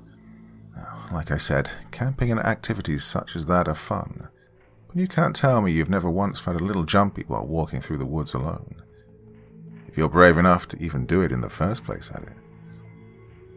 I keep my grip around the weapon tight, looking through the unchanging tree line as any sense of security left began to fade away, leaving me with nothing but the sound of branches crunching beneath my feet as I tried to keep my head narrow. I wanted to find some sort of shelter, a cabin, a shack. Hell, I'd even take an outhouse over just a tent. A tent isn't going to defend you very well once a bear realizes you're inside it, or some psychopath with a knife. But maybe they'd flee once they got a whiff of the inside. And I hiked and hiked for what was at least a few hours and found absolutely nothing. No change in scenery, no structures, no clearings or openings in the trees. Nothing that gave me any sign that I was actually progressing, just more of the same. But I stopped, not wanting to waste all my energy on this pointless journey to nowhere. Deciding to sit down and rest my back against a girthy tree, however, I wasn't going to let this time of rest be completely unproductive. I take my backpack off and swing it around, reaching into the large flap and grabbing the strange-looking camcorder, and turning it on to look through its potential contents. I go to the previously saved recordings. God, the thing is a pain in the ass to navigate, so it takes me a few minutes to get through all the settings and such that I didn't understand. More than likely due to the fact it seemed to be a recent model, no older than a year. But once I'm in the previously saved recordings, there's 4 videos, 2 at the top and 2 at the bottom of the screen. I try clicking on the video located in the bottom right-hand corner, but it doesn't play. Neither does the one directly to the left of it or above it. So I move over to what should have been the first video, the one in the upper left-hand corner, immediately hitting play as soon as the border of it is highlighted. It takes a few seconds to load, the screen eerily blinking a few times before the contents of the video finally begin to play. I instantly recognize the setting in both the thumbnail and the first several frames of the video. It's a view of the campsite where I'd awoken. In the bottom left-hand corner of the video, the date is stamped in bright white letters. June 16th, 2008, 5:52 p.m. Whoever is operating the camera is still standing around 15 yards away from the actual tent and supply box. But the person recording has clearly done this many times before. The camera is held extremely steadily and with purpose. Very little shaking or swaying is present as it focuses in on the center of its shot. Me. There I am, lying flat on the ground like a clueless moron as I slumber, not yet awake and realizing my horrifying predicament. Behind the camera, I hear faint breathing begin to pick up as the shot is centered and zoomed in on my unconscious figure. It's almost like the cameraman is excited, thrilled in some sick, sadistic sort of way. It grows deeper, a bit of a rasp to its nasally tone. Definitely a man, or a woman trying to disguise herself as such and doing a pretty good job. But all that didn't matter. I thought being out here stranded completely alone was stomach-churning enough. But now I was absolutely sure that someone was stalking me, watching me, and playing a twisted mind game. Well, the gun made me feel more comfortable, but it was obvious to me that the person recording me sleeping was probably the same person who brought me out here and also gave me the supplies, which means there was a good chance they had a weapon as well. I try watching the second clip that was saved, but the thing refuses to let me open it. Whoever this was had to be extremely tech-savvy, enough to tamper with a camcorder in this fashion. I hadn't ever heard of certain recordings being locked on some sort of arbitrary invisible timer on a somewhat recent model like this. Maybe I was just ignorant. While I wasn't inept, I was never really known for being a computer whiz. But just as I'm about to close the camcorder up and put it back where it came from, I hear an alarming noise from behind, causing me to quickly grab a hold of the shotgun and cock it, ready for a fight to appear at any second. A rustling continues to make itself known in the trees, and I can't help but point the barrel upwards, my finger grazing the trigger as I try to find the source of the sound, my heartbeat rising with every passing moment. It all goes silent once again, no birds or animals of any kind.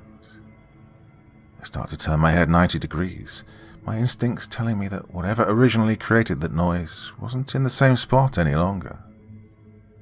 I then turn my head in a 180, the silence only furthering my unease and mild adrenaline rush. At this point, I would have rather had whatever it was just jump out and come after me, but no. Who, or what it is taking its time.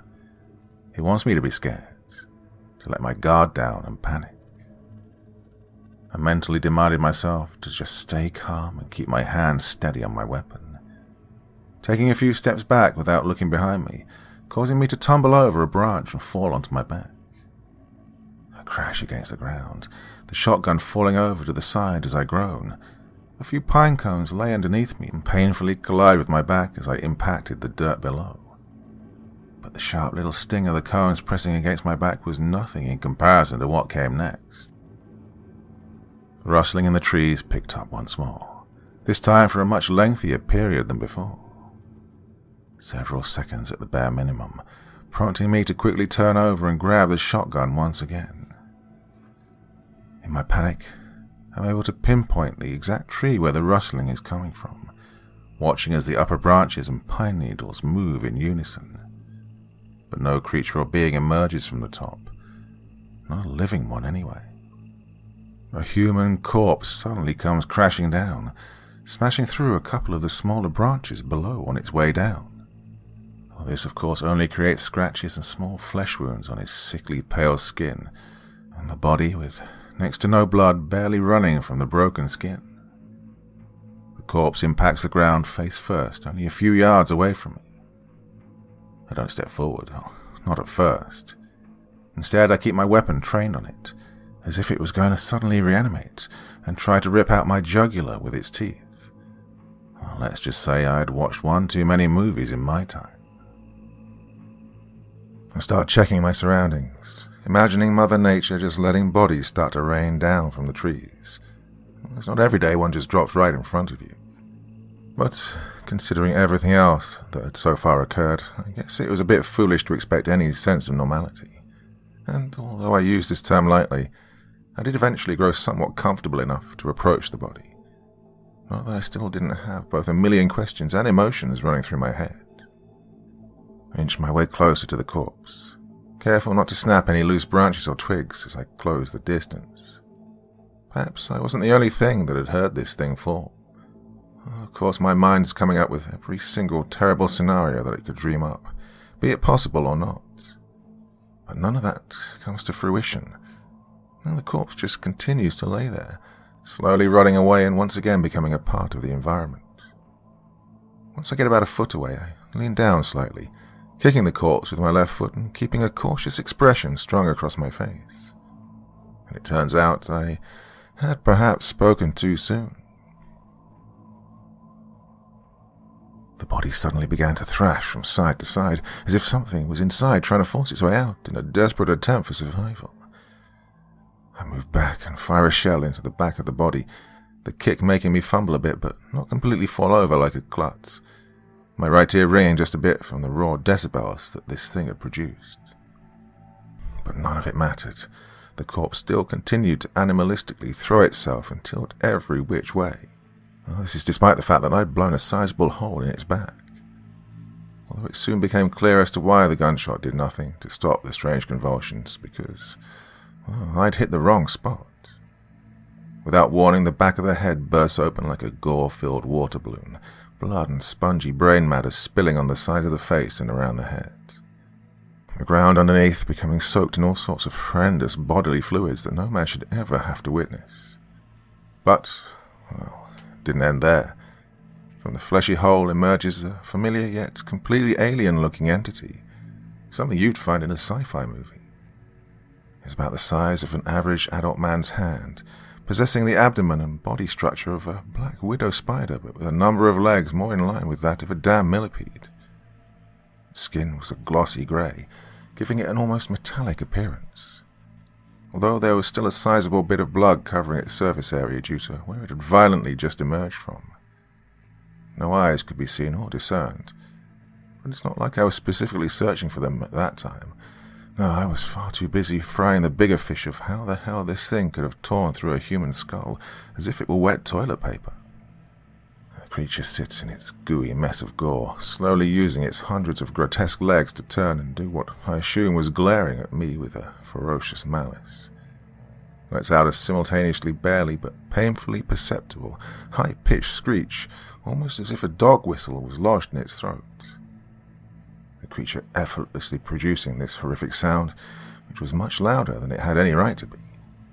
Its legs twitch and slowly point upwards towards the sky in a sickening unison before dropping back down and piercing the remaining flesh of the scalp it was perched upon. It was quickly becoming clear to me that this thing would soon lunge its way over in my direction with its horrifying exoskeleton. I cocked the shotgun once again before firing, bracing myself harder and mentally preparing myself for the deafening sound. I then put my finger back on the trigger and pull, obliterating the creature and finding it not to produce any blood despite it being completely blown apart with a direct hit. Well, I wasn't a person who was scared of bugs. Not too much, but that thing unlocked some sort of primal fear lodged deep within me, every single alarm in my body and brain going off the longer that I'd looked at it. But I could only be glad that it was gone now. Oh, if only I knew how little time that euphoria would actually last. But that still didn't answer the question of what it really was or where it had come from. I took a little bit of time to cool down and try and regain my footing on a psychological level. Doing a quick sweep of everything around me, seeing it was practically confirmed I was being watched at this point, it was only a matter of time when I'd have an encounter with this psychopath, rather than if I would. Well, luckily, or unluckily, depending on your perspective, I couldn't see anything. Nonetheless, leaning down and inspecting what was left of the dead body, I flipped it over to see the face, ignoring the crater-sized hole still in the back of the head. I looked over the features, studying them a bit before coming to the conclusion I didn't recognize this man at all. But whoever this was, they were in some sort of business suit. Well, it was torn up and embedded into the skin here and there, but enough was intact for me to realize what it was. Strange. I thought at first this guy could have been another victim of the same guy that put me here, and there was a chance of that still being the case. But it still didn't explain the mutant-looking millipede exploding out of his skull. Well, there was a good chance he was still alive when it decided to crawl up inside him. But I didn't have time to sit around and mourn a man I had no connection to. I had to get going. There was plenty of daylight left, and I intended to use every second of it. And if there was one positive aspect I could grab from all this, it's the fact that I didn't have to explore these woods at night, all alone in a perpetual feeling of darkness. Although if I didn't find shelter soon, that would inevitably become the grim reality. So once my backpack was strapped and I had the shotgun held in my left hand, I pulled out the camcorder to check if the second video had been unlocked. Well, I guess unlocked would be the correct term. And to both my surprise and dread, it was. The frame depicts what I can only assume is a pond somewhere in this dense hellhole of a forest. A murky, swamp-like body of water almost covered by the tall weeds of grass surrounding it. All sorts of natural filth and overgrowth floating along its barely visible surface. I keep walking forward as I hit play on the video, my eyes focused intensely on whatever was to come next. The camera sat still, no movement whatsoever, even after picking up a blood-curdling sound coming from the right, just outside of the frame. The audio quality was far from great, but it was good enough for me to discern it was the scream of a woman. A truly terrified lady who sounded like she was seconds away from being brutally slaughtered. Not that I could actually see her in the video itself. Only her pleas for mercy and screams of horror made her presence apparent. The camera suddenly zooms in on the pond, but only slightly, allowing the field of view from the previous shot to still be mostly intact. The water in the pond suddenly begins to ripple, the fallen grass floating along its murky surface moving in unison with the small waves. I squint my eyes, the lighting of the video indicating it was being filmed somewhere around the late evening hours of the day. I watched as the waves created by the ripples began to grow bigger, now splashing up against the dry land slope leading down into the water. And in only a matter of seconds, the source of the aquatic movement makes itself known.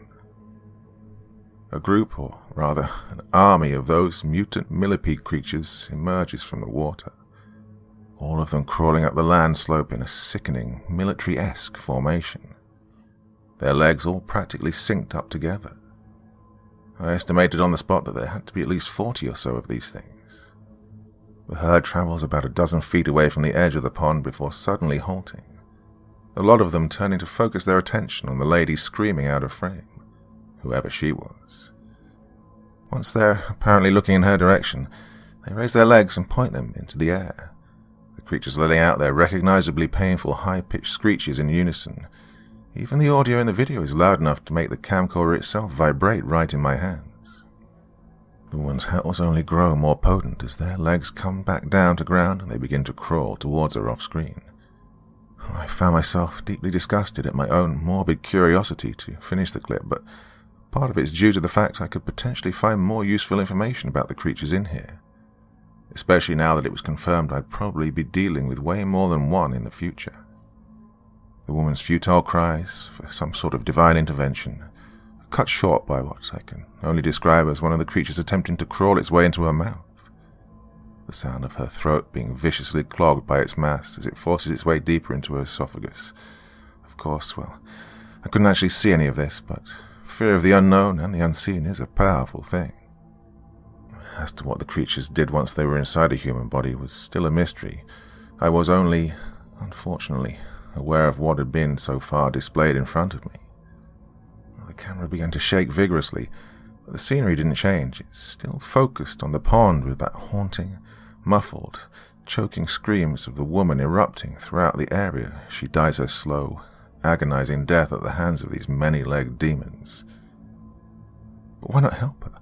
I mean, what sort of fucked-up psychopath would just let this happen, much less document it as it happened?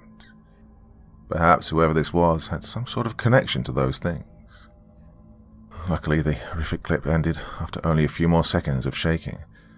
I was left there to contemplate the added gravity to the situation. And those things, someone had put them here. At the very least, someone is feeding people to these things. But why? And why also give me tools to fight them off if that's the case? While all of this was still to be discovered, I did connect the dots that the woman in the video must have been tied up or restrained. These things didn't seem very hard to outrun in a straight sprint, and I doubt they could even catch a mouse. Was this some sort of sick game? I mean, was I nothing more than a test subject or lab rat? Was the woman in the video supposed to be an example of one of the potential fates that I could meet in this whole ordeal? Well, just to be better safe than sorry, I tried to watch the third video, only for it to not allow me to do so, prompting me to put the camcorder back into my backpack and turn to head off into the trees to continue my quest of finding something resembling secure shelter. But, well, if I was being honest, unless I stumbled upon a nuclear-proof bunker, nothing was going to make me feel safe out in these woods. I'd definitely be sleeping with one eye open, assuming I was even able to fall asleep in the first place. While I was on the move, I did end up noticing a slight dip or decline in the ground several yards in front of me. The trees had grown at all sorts of odd angles, one of which must have had some sort of seriously intense fungus or disease, as the bottom 5 or so feet were covered in these nasty-looking spore plants.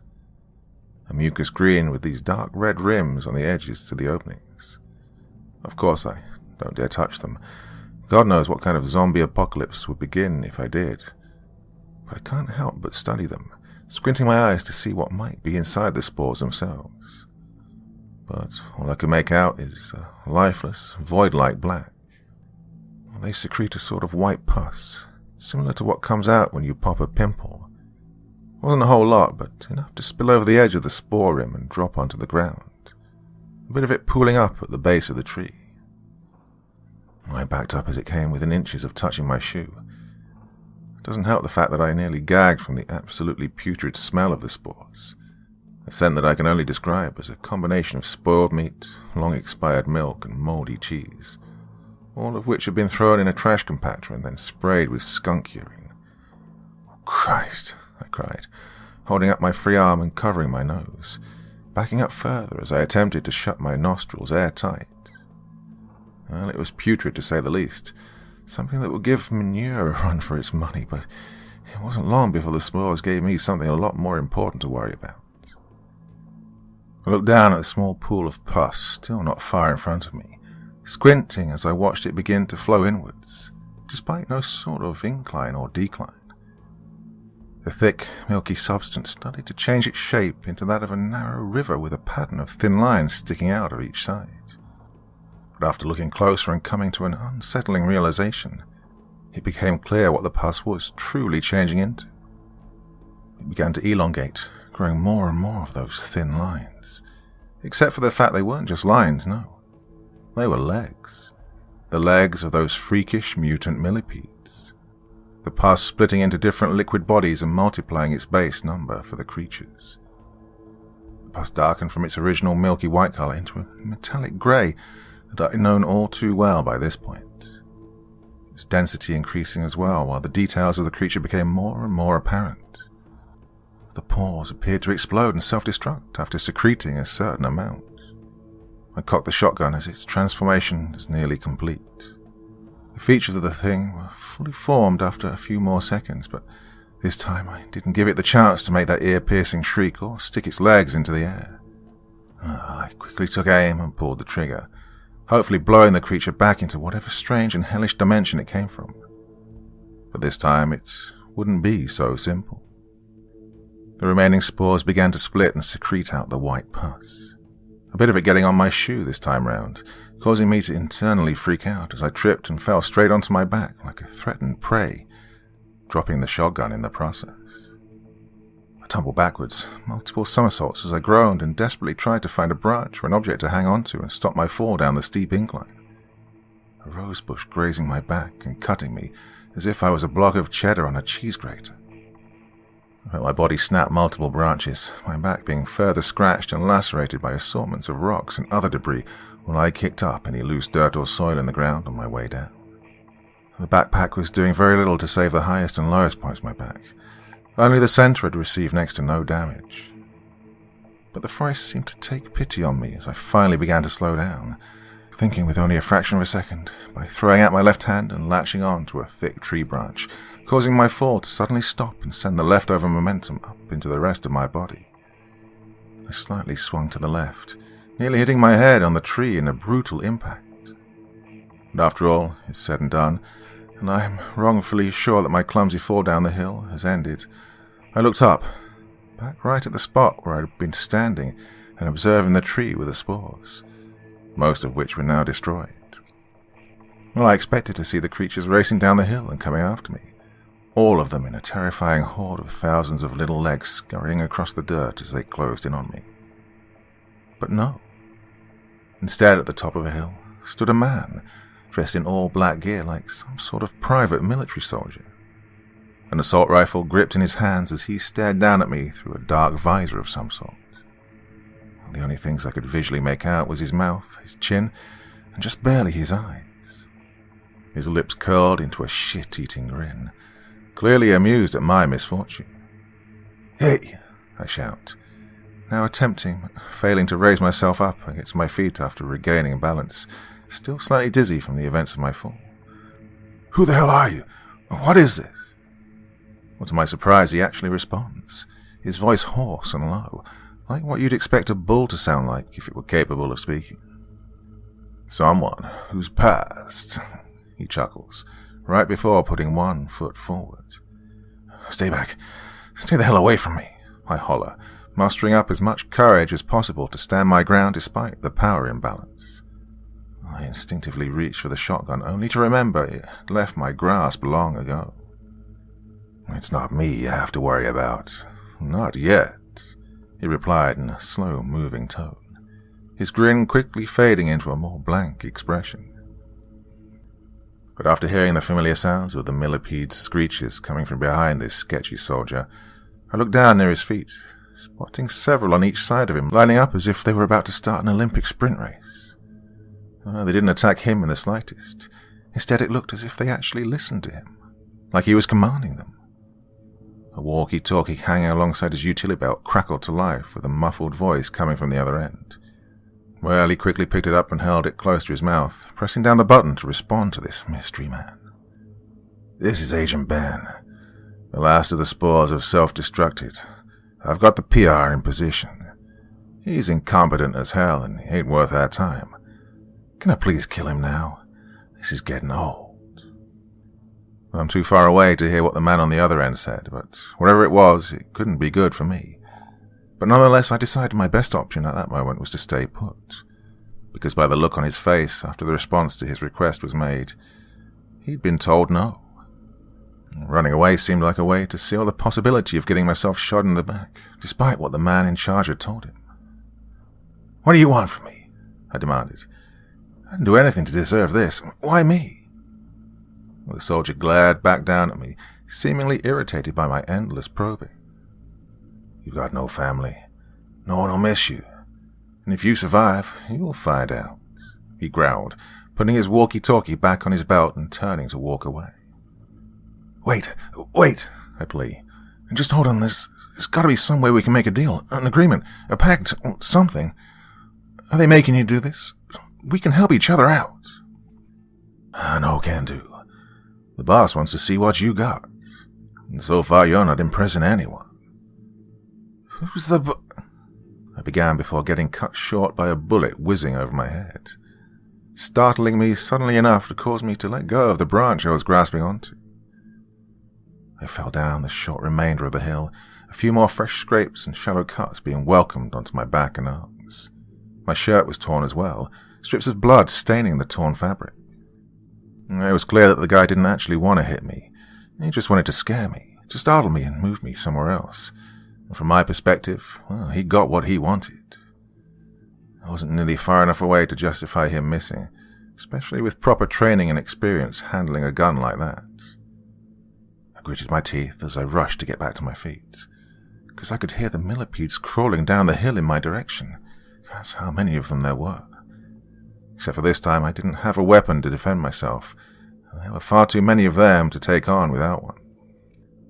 My left hand was stinging, a long paper-cut-like scratch running across it as drops of blood leaked out. But there was no time for me to tend to it. No.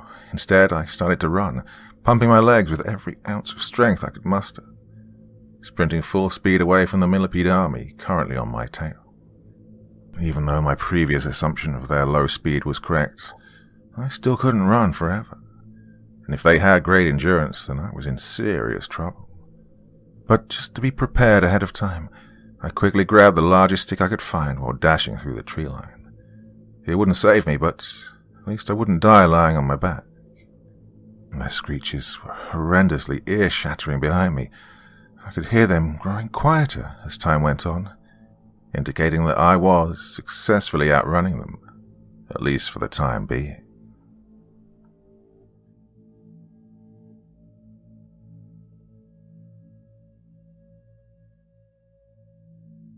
The Forest Experiment. Part 2. There are plenty of new horrors to keep my psyche stimulated. Bodies, several bodies spread out across this new section of the forest. Some in the trees, some sprawled out on the ground and laid up against the trunks. I could only pray and hope that I wouldn't join them. The majority of the corpses are decayed, a few even exposing bones. All sorts of plants, insects, and maggots eating away at their decomposing flesh. I didn't want to stick around for too long, though, for I knew more of those millipedes were inside them, ready to burst out at a moment's notice. I leapt over fallen branches and ducked under eye-level ones, keeping my eyes focused on the path ahead of me so as not to fall and let those things gain any ground on me. The soldier, or agent, or whatever the hell he was, didn't seem interested in chasing me. If he did, I definitely wouldn't have been able to make more than a few steps. But it's not like he really had to, regardless. If these things truly were his minions, puppets and lackeys, then, well, he just needed to wait until I ran out of energy. I turned to look behind me for only a swift moment. Seeing that I truly smoked the millipedes, I could still hear ear-shattering cries from beyond the tree line. So if I wanted to hide, now was the time to do it. Several yards in front of me sat a small pit, or at least that's what it looked like at the time. I tried to spin around and spot a better option, but nothing came into view. Or that or the fact that I was just far too panicked to actually see anything. I couldn't risk waiting any more precious moments, though, and my opportunity to find somewhere to catch my breath was quickly fading. So, with little time left, I jumped into the pit. I couldn't risk those things seeing me actually enter it, though. This way I had a chance to hide out in here and let them pass by on the ground above. Now that I was actually inside the pit, though, I was able to get a much better grasp on the details of its loose dirt walls, roots, insects, and the loose branches embedded within them.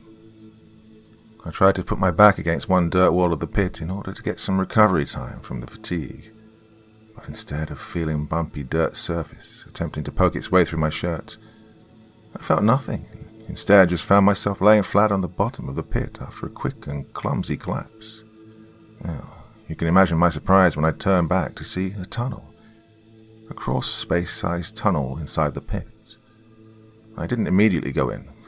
God knows I was having trouble deciding whether or not it was a trap or a blessing. Considering my luck thus far, I was inclined to lean towards the former. You see, the tunnel behind me wasn't just dirt. Only a few yards after the beginning of its depth, it was no longer made of dirt or any natural material. Instead, I could see the shine and reflection of metal. The screeches of the millipedes quickly amped up for every second that I sat there contemplating my next action. But with every moment that passed, I seriously began to reconsider my previous plan of just hiding in the initial pit itself and praying they didn't notice me. Because one little slip-up, and I was a goner. Yes, it was a plan that success would be entirely based on luck. Well, who was I to decide they couldn't just look down a damn hole? I mean, they already appeared more intelligent than what you'd expect from millipedes. No Einsteins by any means, but I'm unfortunately confident they'd notice my presence, or at least some of them would. Well, if it were only a couple of them on my tail, maybe this idiotic idea would actually have a chance. Took a few glances back at the rest of the pit, and then to the tunnel, darting my eyes from side to side like a crazed mental patient. I knew what had to be done, which was the lesser of two evils, but still didn't mean I had an easy time making the decision to take my chances like that. Overall, I knew the truth. One was nearly guaranteed death, and the other was potentially death, or perhaps something even worse. I got down firmly on my hands and knees and began to crawl into the tunnel, just as I could hear the rapid footsteps and hellish cries from the millipedes coming right towards the edge of the pit. Careful not to let the backpack scrape up against the dirt above me, I also left the stick I'd picked up behind, as it would just slow me down and potentially make unnecessary noise. Oh, they were close, so hauntingly close. The pitter-patter of their many legs only pushing me to crawl faster, cementing the thought that I was correct in my decision to choose the tunnel. I could feel my knees burning as I crawled against the now dense, metallic floor. Even the dirt part didn't feel very pleasant. It was mainly the cold emptiness of it all that bothered me. I didn't have on very warm clothes. My teeth began to chatter, but only a little. Goosebumps also formed on my legs and arms as I pushed and continued off my crawl. I stayed as quiet as humanly possible, the millipedes marching above me. Felt like a soldier in the trenches, just waiting below the ground as my enemy moved, dangerously close in my proximity. Eventually, the height of the tunnel increased gradually, allowing me to stand up and walk somewhat normally. It was dimly lit, getting darker and darker the deeper I journeyed in. The dirt ceiling covered with roots and insects were crawling about. I pressed forward nonetheless, out of curiosity but also necessity, because I was 90% sure some of the millipedes had crawled their way into the pit opening. They knew where I'd gone and they were following me. I didn't immediately break into a sprint or a run, too noisy. I did pick up the pace though, my footsteps growing in distance as I swung my arms back and forth, my hands still stinging from the cut. Squinting my eyes, I spotted what appeared to be a door about a couple of a dozen or so feet in front of me. Hard to notice at first, being the same colour and rusted tint as the rest of the metal surrounding it. Its main distinctive feature being its bulk, slightly bulging out from the rest of the wall. It was practically a bank vault entrance. The millipedes, they'd now gotten past the dirt section of the tunnel and made it to the metal floors, the walls and the ceiling. I could hear them clear as day. Once again, I started taking bigger steps, swinging my arms a little faster. But I didn't dare start running, not yet. There was a good chance the door wasn't locked. This obviousness of the pit implied these people wanted me to find it. No chains or welding marks, whatever the official term is for that last one anyway. First I heard the screeches, and then the scampering of their hundreds of legs as they made their way towards me. I wanted to say that I kept calm and maintained my pace at a reasonable level between quiet and efficient, but no, I broke out into a full-on sprint. Turns out walking to keep quiet had done me far more harm than good. I pumped my legs with all my power, keeping my arms close so as to not let them bang into the walls of the tunnel. Not looking back as I went, well, I didn't need to. The headache-inducing call of the creatures gave me more than enough motivation to keep moving. I finally made it to the door, nearly forgetting to put the brakes on, almost tragically colliding with it like the clumsy moron I was. I reached out and grabbed the right side of the door, sliding my fingers between it and the wall before pulling with all my might and heaving it open a few inches at a time. The millipedes were right behind me, getting closer with every passing second.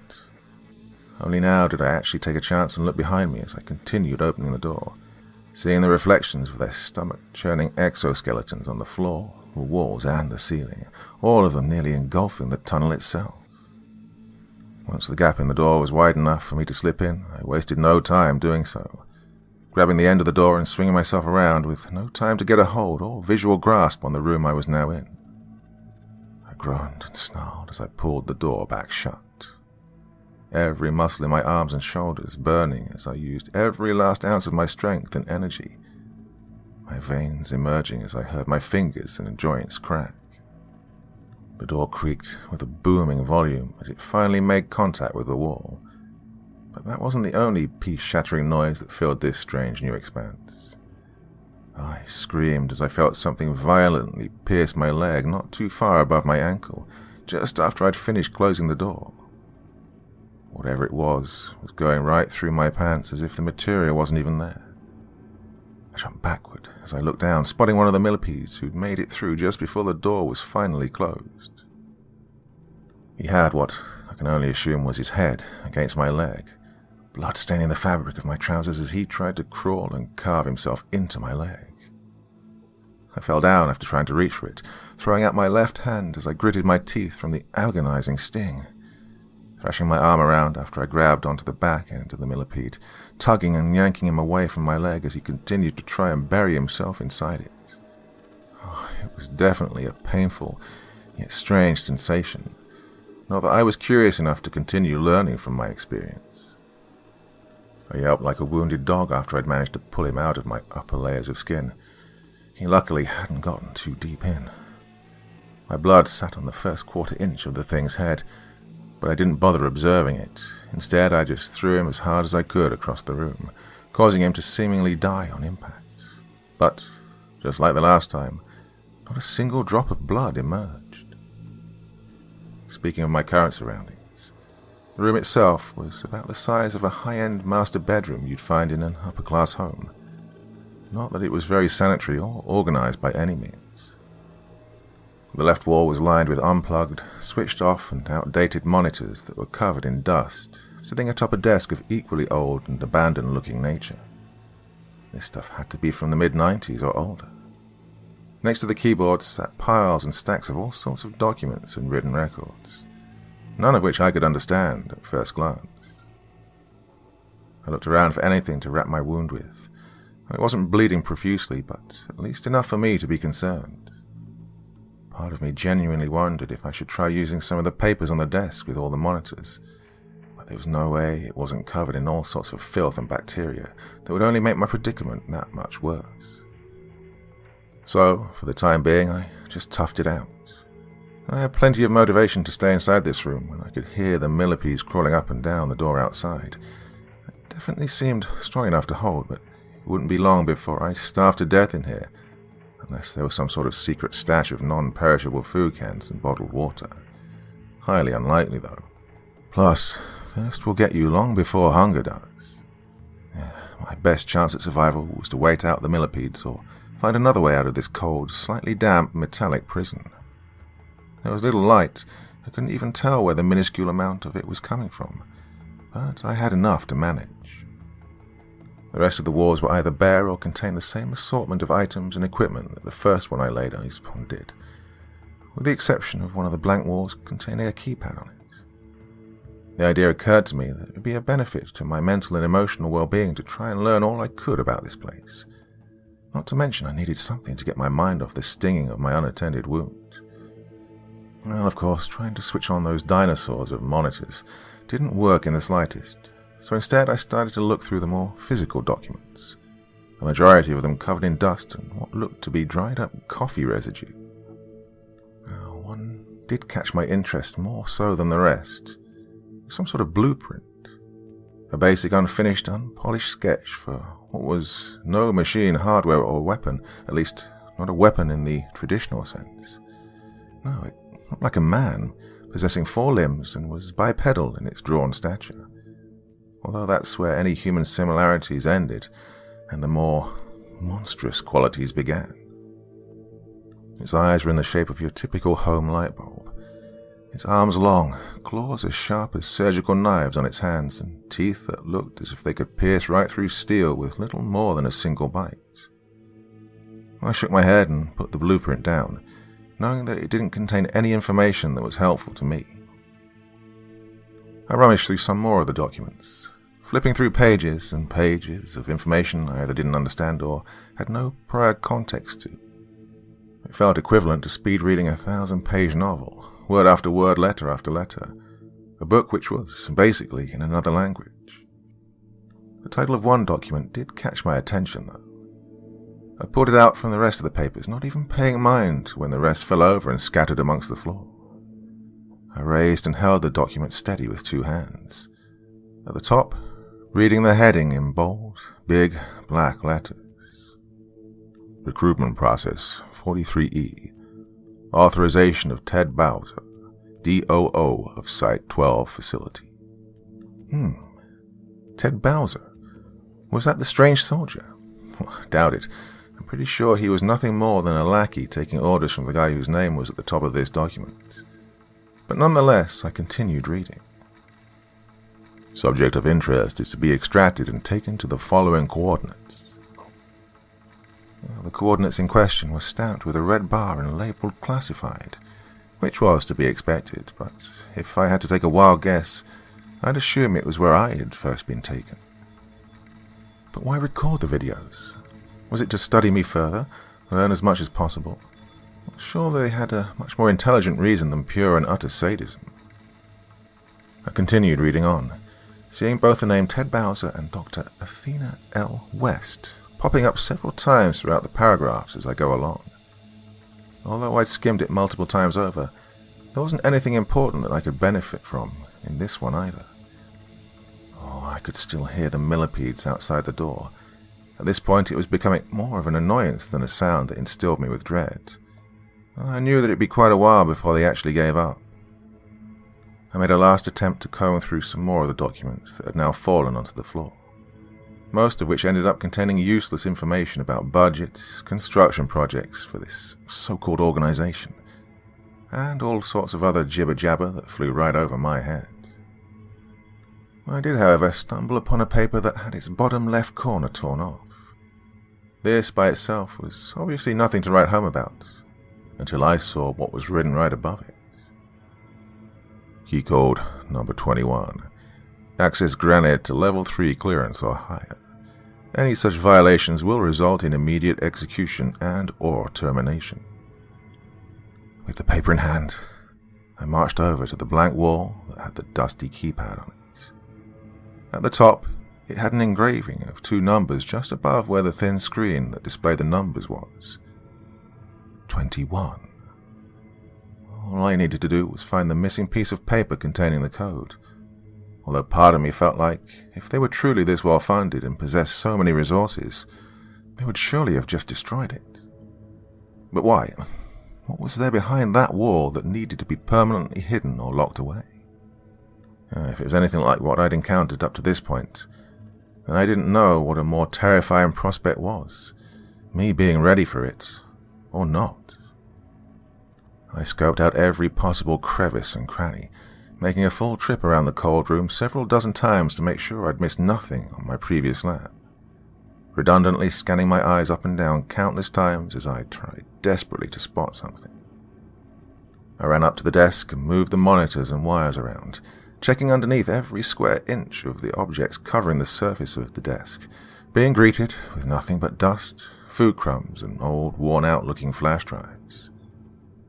An epiphany shredded itself into my psyche as I mentally repeated the phrase, food crumbs, in my head as if I needed confirmation that I thought about it in the first place.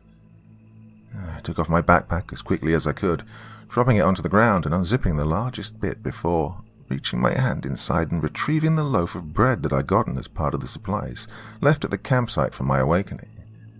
Well, it was squashed and battered to all hell due to my fall earlier. I was just lucky that the camcorder seemed to even still be intact. Those numbers. The numbers on the piece of paper covering the barcode. The 6 digits written in the purple ink. 892506. I marched over to the keypad, now fully tuning out the sound of the millipedes repeatedly crawling around the metallic door.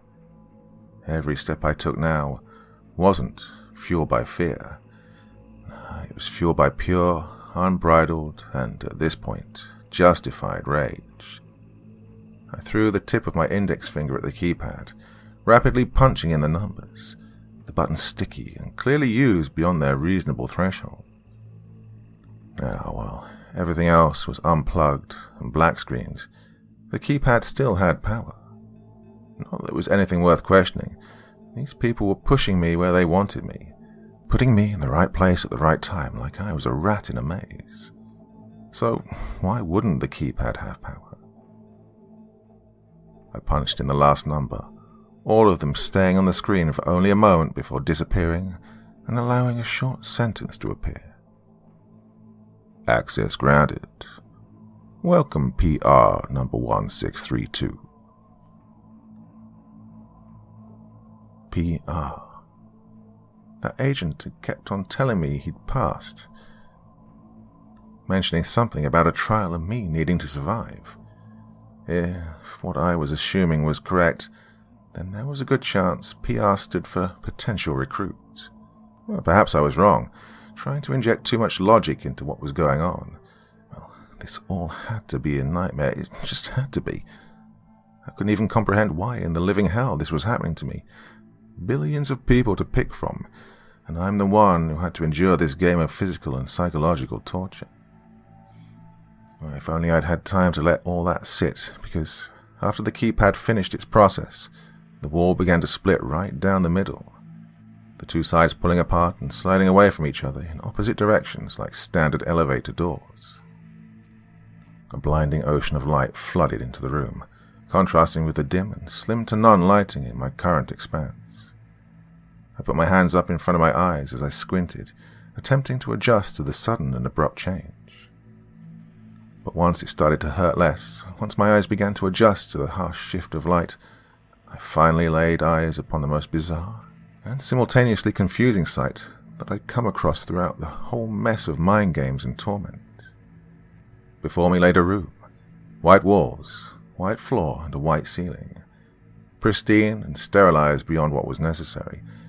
If it wasn't for the strange submersion tanks, I'd be the only sign of life in there. Now, speaking of the tanks, there were 15 of them, all around 10 feet in height and 12 feet in cylinder circumference.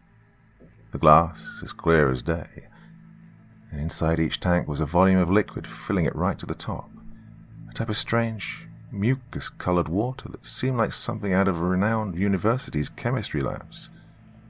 Yet it was far from the most outlandish thing in there. Inside each of the tanks was a creature, floating within the liquid, accompanied by a multitude of wires connected to their bodies.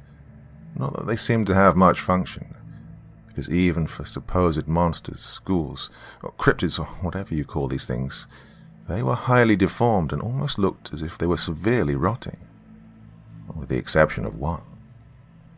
The first being consisting of a multi-headed bird of some sort that had seemingly spliced with human features, as it had fingers on the ends of the wings and deformed, primate-esque feet in place of its talons, the toes all bent and crooked in some stomach-churning directions. Another creature being what I can only describe as a supersized brown recluse spider that had a scorpion-like stinger jetting out from its body. That wasn't even counting the fact that the stinger was split into 6 different sections, all of them leaking a thick, dark purple goo into the tank and discoloring the submerging liquid. On the outside bottom of each of the tanks was a small rectangular plate of metal with an engraving. The first tank closest to the door saying the following: Subject 1, A. Then I walked over to the second. Subject 2A. Subject 3A. Subject 4A. And so on and so forth. All until I got up to Subject 15A, and they ended there. Speaking of that, though, I saw a note that was taped to the last tank. I already knew it was from them, these monsters, the agents, I mean, the depraved people who did this. I could have sworn that I saw one of the creatures in the tanks move their barely functioning eyes to look at me. Well, they all had to be dead. Surely they had to be. It was just my paranoia getting the better of me. I made it to the tank and snatched the note off the glass before picking it up and reading the printed text displayed across the paper. We're impressed that you've made it this far, Mr. Warner. But unless you can survive and complete the final tasks we've laid out for you to our satisfaction, then you'll not be seen as agency material. Now please, open up the camcorder we've provided you and watch the third pre-recorded video. It's crucial to your next significant move.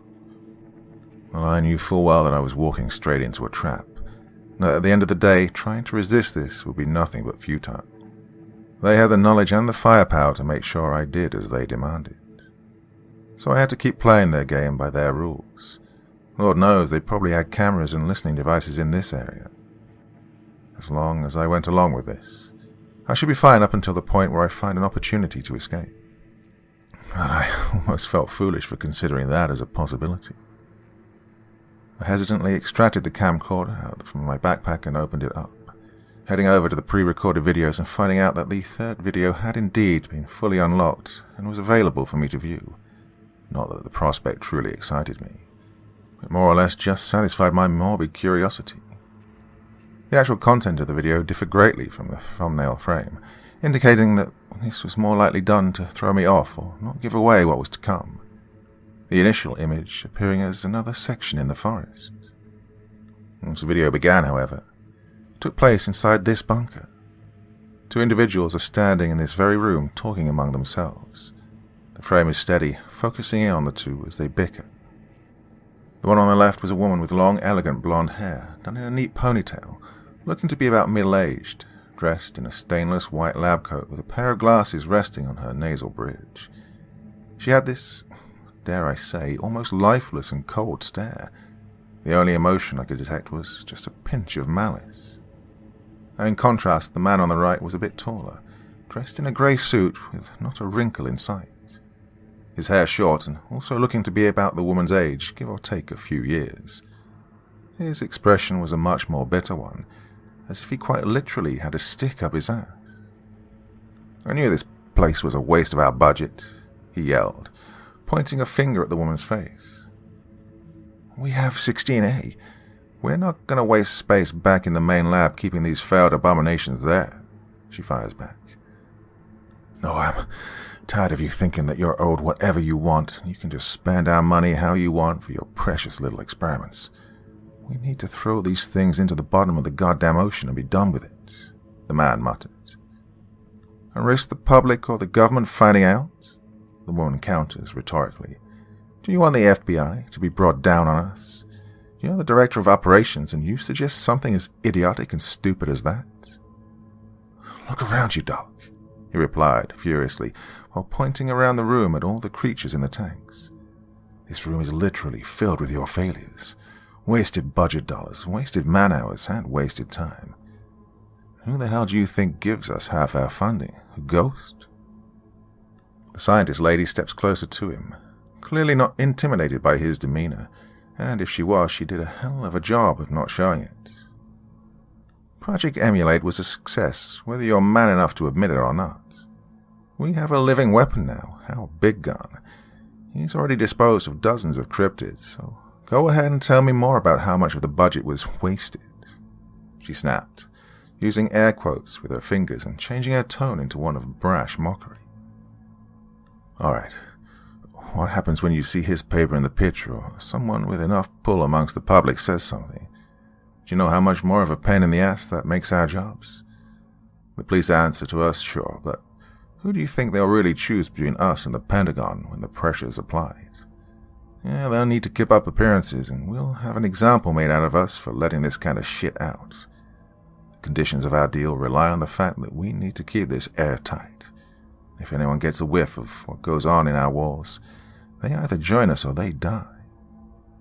Now, the Pentagon already hides enough from the morons out there walking the streets. What makes you think 16A would change their minds, Ted?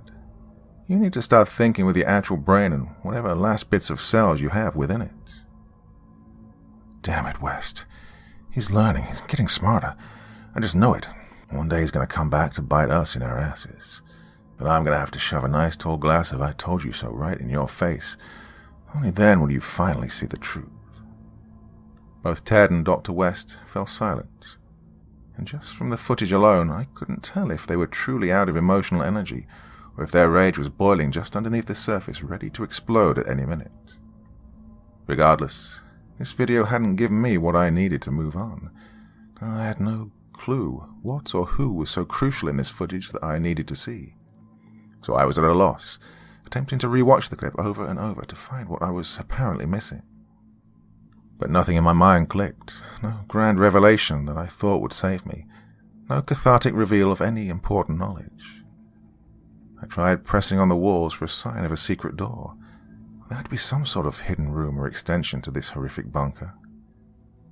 The ceiling was just as flat and just as featureless as the walls and the floor, though. Surely this wasn't the end, that I would just go insane before dying of thirst after all that I'd already survived up to this point in time. I tried stepping back into the previous room to see if there was anything left in there that I could use to get out of here. I'd already come through it to death when looking for the code to the keypad, but my desperation was far too potent for me to just give up. Despite that being the easiest thing to do, to just simply give up and die here alone, isolated, trapped in this equivalent of hell. Well, just like before, I went through every possible hole, sliver and inch of depth in the area. I smashed apart the backsides of the monitors on the desk and even tried looking inside them. Well, let's just say I'd watched one too many Saw movies in my lifetime. But throughout my chaotic and destructive rampage, I'd neglected to keep myself aware of my surroundings. And because of that very fact, I didn't pick up on the fact that there were no longer the crawling sounds of the millipedes outside the door. Well, I of course wanted to be sure, as this just seemed way too good to be true. My frustratingly cynical mind wanted me to deny the possibility of it. I approached the door cautiously and quietly, taking great care to make sure my steps emitted no sound. I kept my breathing light and steady, putting forth the best effort I could to give the impression I wasn't even there. I gently placed my right ear up against the door. I didn't know how good these things could hear, so my willingness to risk being detected and re-attracting their attention was slim to none. Nonetheless, though, I still didn't pick up any noises coming from the other side of the door. No crawling, no screeching, or any ghastly shrieks. Despite this, I still didn't open the door right away, not without some method of self-defense. And without the shotgun, I was already in a handicapped position. So I turned and dashed back over to the desk with the monitors, picking one of them up and carrying it over my shoulder in the room with the tanks. The tank I gravitated to specifically, though, happened to be the one containing the giant spider and scorpion hybrid. The glass used for these tanks didn't appear to be very strong. Nothing along the grade of ballistic or bulletproof glass. I guess it made sense. These creatures seemed to be dead, and this was all out of commission. So why waste any premium resources on something that's not important to your operations anymore? Plus, I assume the wires did something to prevent them from attempting to breach the tanks. Once I figured I was a bit too close to the tank, I took a few steps back, just to be on the safe side, before launching the monitor off my shoulder and at the glass. The screen on the monitor smashed, and the backside got split clean in half, but the impact didn't completely break the tank, only sending a long crack up the middle. Damn, I cursed, running back into the computer room and grabbing another monitor. This time was much quicker, with more haste in my step as I hoisted it over my shoulder and hauled ass back to the tank. My plan was to try and rip the stinger off the dead spider-scorpion hybrid and weaponize it against the millipedes.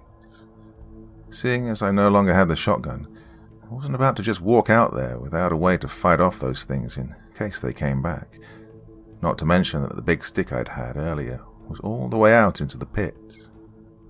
I got as much momentum forward as I could, and then I threw the second monitor, groaning once it left my hands and collided with the already cracked tank. On this attempt, the glass finally shattered, immediately sending all the fluid inside spilling out onto the floor below, drenching both my shoes and the bottom of my pants before it flowed away. The wires connected to the creature in the tank snapped, all of them disconnecting almost simultaneously as the creature now fell a foot or two to the bottom of the tank, its lifeless body too heavy without the support of the liquid's density. But here's the thing. I didn't immediately reach for the stinger because when I looked close, and I mean very, very close, I spotted something that made my blood freeze to absolute zero right there on the spot. Its eyes. They blinked. Oh, I was so terribly wrong about this thing being dead, and it was about to cost me greatly. I stepped back as the beast slowly began to raise its stinger, rising up above me and showing its clearly superior and monstrous size. Standing well above 7 feet tall and the full length of its stinger jetting out made it clear the 9-foot mark. All those dark, lifeless black hole-like eyes were focusing right on me. The creature then jerked forward as it attempted to throw its stinger at me. I moved out of the way, only avoiding the attack by mere inches. The creature's blow was powerful enough to crash right through the marble of the wall, leaving its stinger embedded within it. But that wouldn't last very long. This did give me the opportunity to run. I'd made a terrible mistake, and I was lucky that I'd even lived long enough to comprehend it as such. I leapt across the floor, almost slipping on some of the fluid from the tank after landing. I got to the bank vault-like door, reaching into the crevice and pulling with all my might, surprisingly getting it open much faster than the first time. Well, adrenaline works wonders, especially when you're running for your life away from things that shouldn't even exist to begin with. The creature roared a triumphant call, signaling to me it had gotten its stinger free and was back on the move. I threw myself to the other side of the door, making an attempt to close it before realizing the thing had already gotten far too close. When I looked outside, I saw the millipedes had disappeared. Even if they were still out there, this thing would definitely continue to be the more immediate priority, though. The beast thrashed its stinger forward yet again, its blow quick, sharp, and on point, landing right inside its target. Me. I yelped like an injured puppy as it pierced its way just to the right of my sternum. blood showing itself through my shirt as it began to drip down my chest and stomach. Luckily, there was far less than what I'd pictured inside my head, but still enough was present to be alarming. Luckily, the cut itself wasn't too deep or wide, although it was extremely painful. I managed to wrestle myself off, falling onto my back, and my impact with the ground being accompanied by both a loud thud and a harsh groan from yours truly. Oh, whatever was inside this thing, I could feel it already beginning to take effect, my chest beginning to turn into the same sickly and dark purple like the liquid from the creature's stinger. I pushed past the discomfort initially, turning and getting to my feet to run for my life, or what little was left of it. Sprinting through the bigger portion of the tunnel and trying to make it to the crawl space. Well, the bright side of this was that the space would be small enough for me to crawl through, but leave the creature behind, as it was obviously too big to follow me. So for the time being, I'd escaped, or so I naively assumed. I could hear it behind me, all those grotesquely massive and hairy legs as they tapped along the metal, only further motivating me to get to the dirt crawl space despite my quickly dwindling strength. Without the shotgun, I wouldn't stand a semblance of a chance against this nearly eldritch beast, although I'm sure it wouldn't have done me much good anyway. I could practically feel my chest becoming heavier as the venom seeped deeper and flowed its way through my veins. I probably didn't have much longer, but I'd rather have died like that than being devoured alive by the thing. Not that either option was exactly gratifying. But the creature growled yet again, as I could practically feel his breath down the back of my neck. I was just inches away from the crawl space, every bone aching for me to keep going forward. I launched myself forward and dove into the crawl space, but not before the creature had sunk its stinger into my backpack, dragging me back towards the opening of the crawl space as I dug my nails into the ground to stop it. But it was no use. The thing was far too powerful for me, and so with lightning speed I maneuvered my arms and got them out of the straps, disconnecting the backpack from my body, allowing me to go free, only avoiding a far worse fate by mere inches. I tried to flatten my hands and bear crawl to speed things up, every movement feeling like the difference between life and death, despite the fact I'd technically escaped this creature. As I kept going forward, the beast howled and growled angrily, furiously that I'd slipped away from its clutches. But still, there was a good chance that it wouldn't matter anyway, because not only did my chest look like Barney the dinosaur had vomited on it, but the organization was probably still keeping a close eye on me. I saw the light at the end of the crawl space where the pit was, my head beginning to pound with every passing second. I felt almost lighter, as if I was rapidly losing weight at an inhuman pace. I was sure to mentally remind myself that I couldn't give up quite yet. Not here, not in this claustrophobia-inducing crevice. Luckily, the light at the end did become brighter as I inched closer, my hands red from the scraping against the dirt, and my forearms beginning to turn into the purple, alien-like tint of the venom. I only felt true catharsis after breaking through the entrance of the crawl space and emerging back into the pit, huffing, puffing, and wheezing due to my dry mouth. But for now, I was relieved that at least my current route to the afterlife wouldn't be me screaming as I was torn apart. Well, that was until I heard the distinct clicking sound of two individuals loading a magazine into their respective firearms.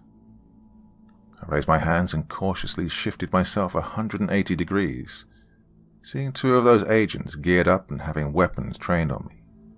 One of them with an overly smug smile on his face, who also happened to be the moron I'd encountered earlier on the hill. The other one, however, lowered his rifle and held out a hand for me to help me out of the pit, causing the other one to grow irritated. But just before I grabbed his hand, he quickly retracted it, taken aback by my admittedly off-putting appearance.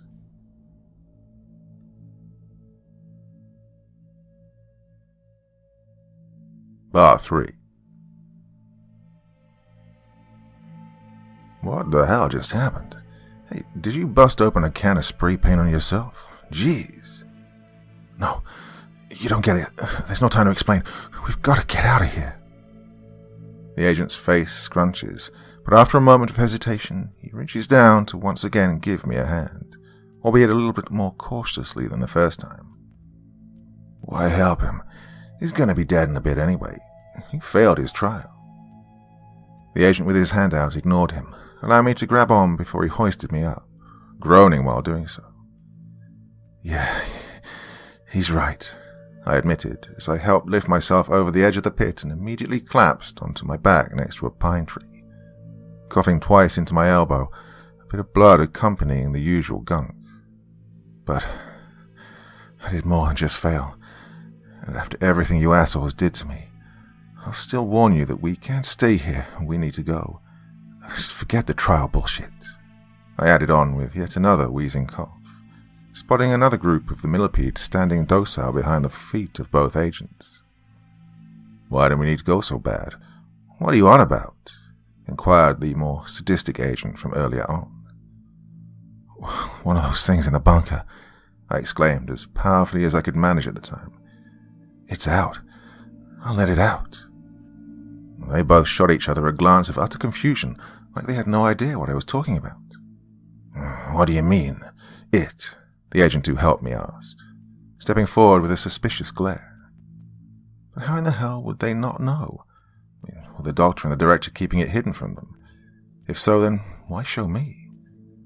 Then, as if on cue, the dirt in the ground a few feet behind the agents was displaced, sending heaps and chunks flying outward in every possible direction. The sound of a low roar accompanying the noises of the earth being breached. A significant portion of the millipedes were destroyed in the process, getting flung or crushed by the weight that was far too heavy for what they could manage to support. Then a large, circular bulge with 8 long, thin legs explosively jetted out on both the right and left. The agents turned and aimed their rifles at the rising dirt and grass as the mass below emerged, breaking away the largest surface area of the dirt and letting it fall and crumble into smaller pieces, the millipedes also beginning to converge on the center of the chaos.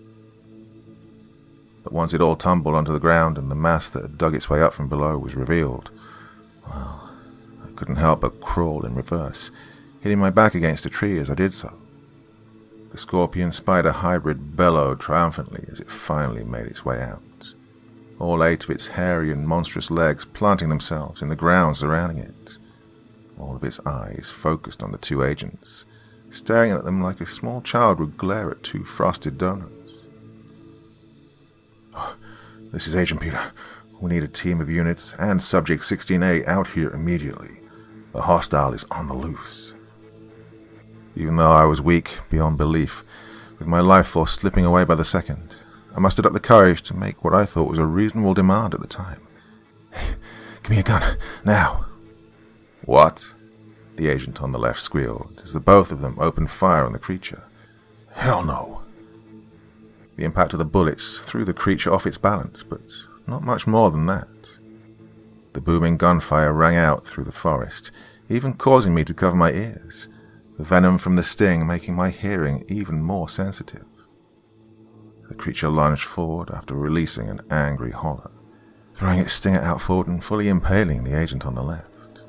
Well, not just stinging him, no. The stinger had gone clean through his chest and emerged out of his upper back, covered in a thick coat of scarlet red blood.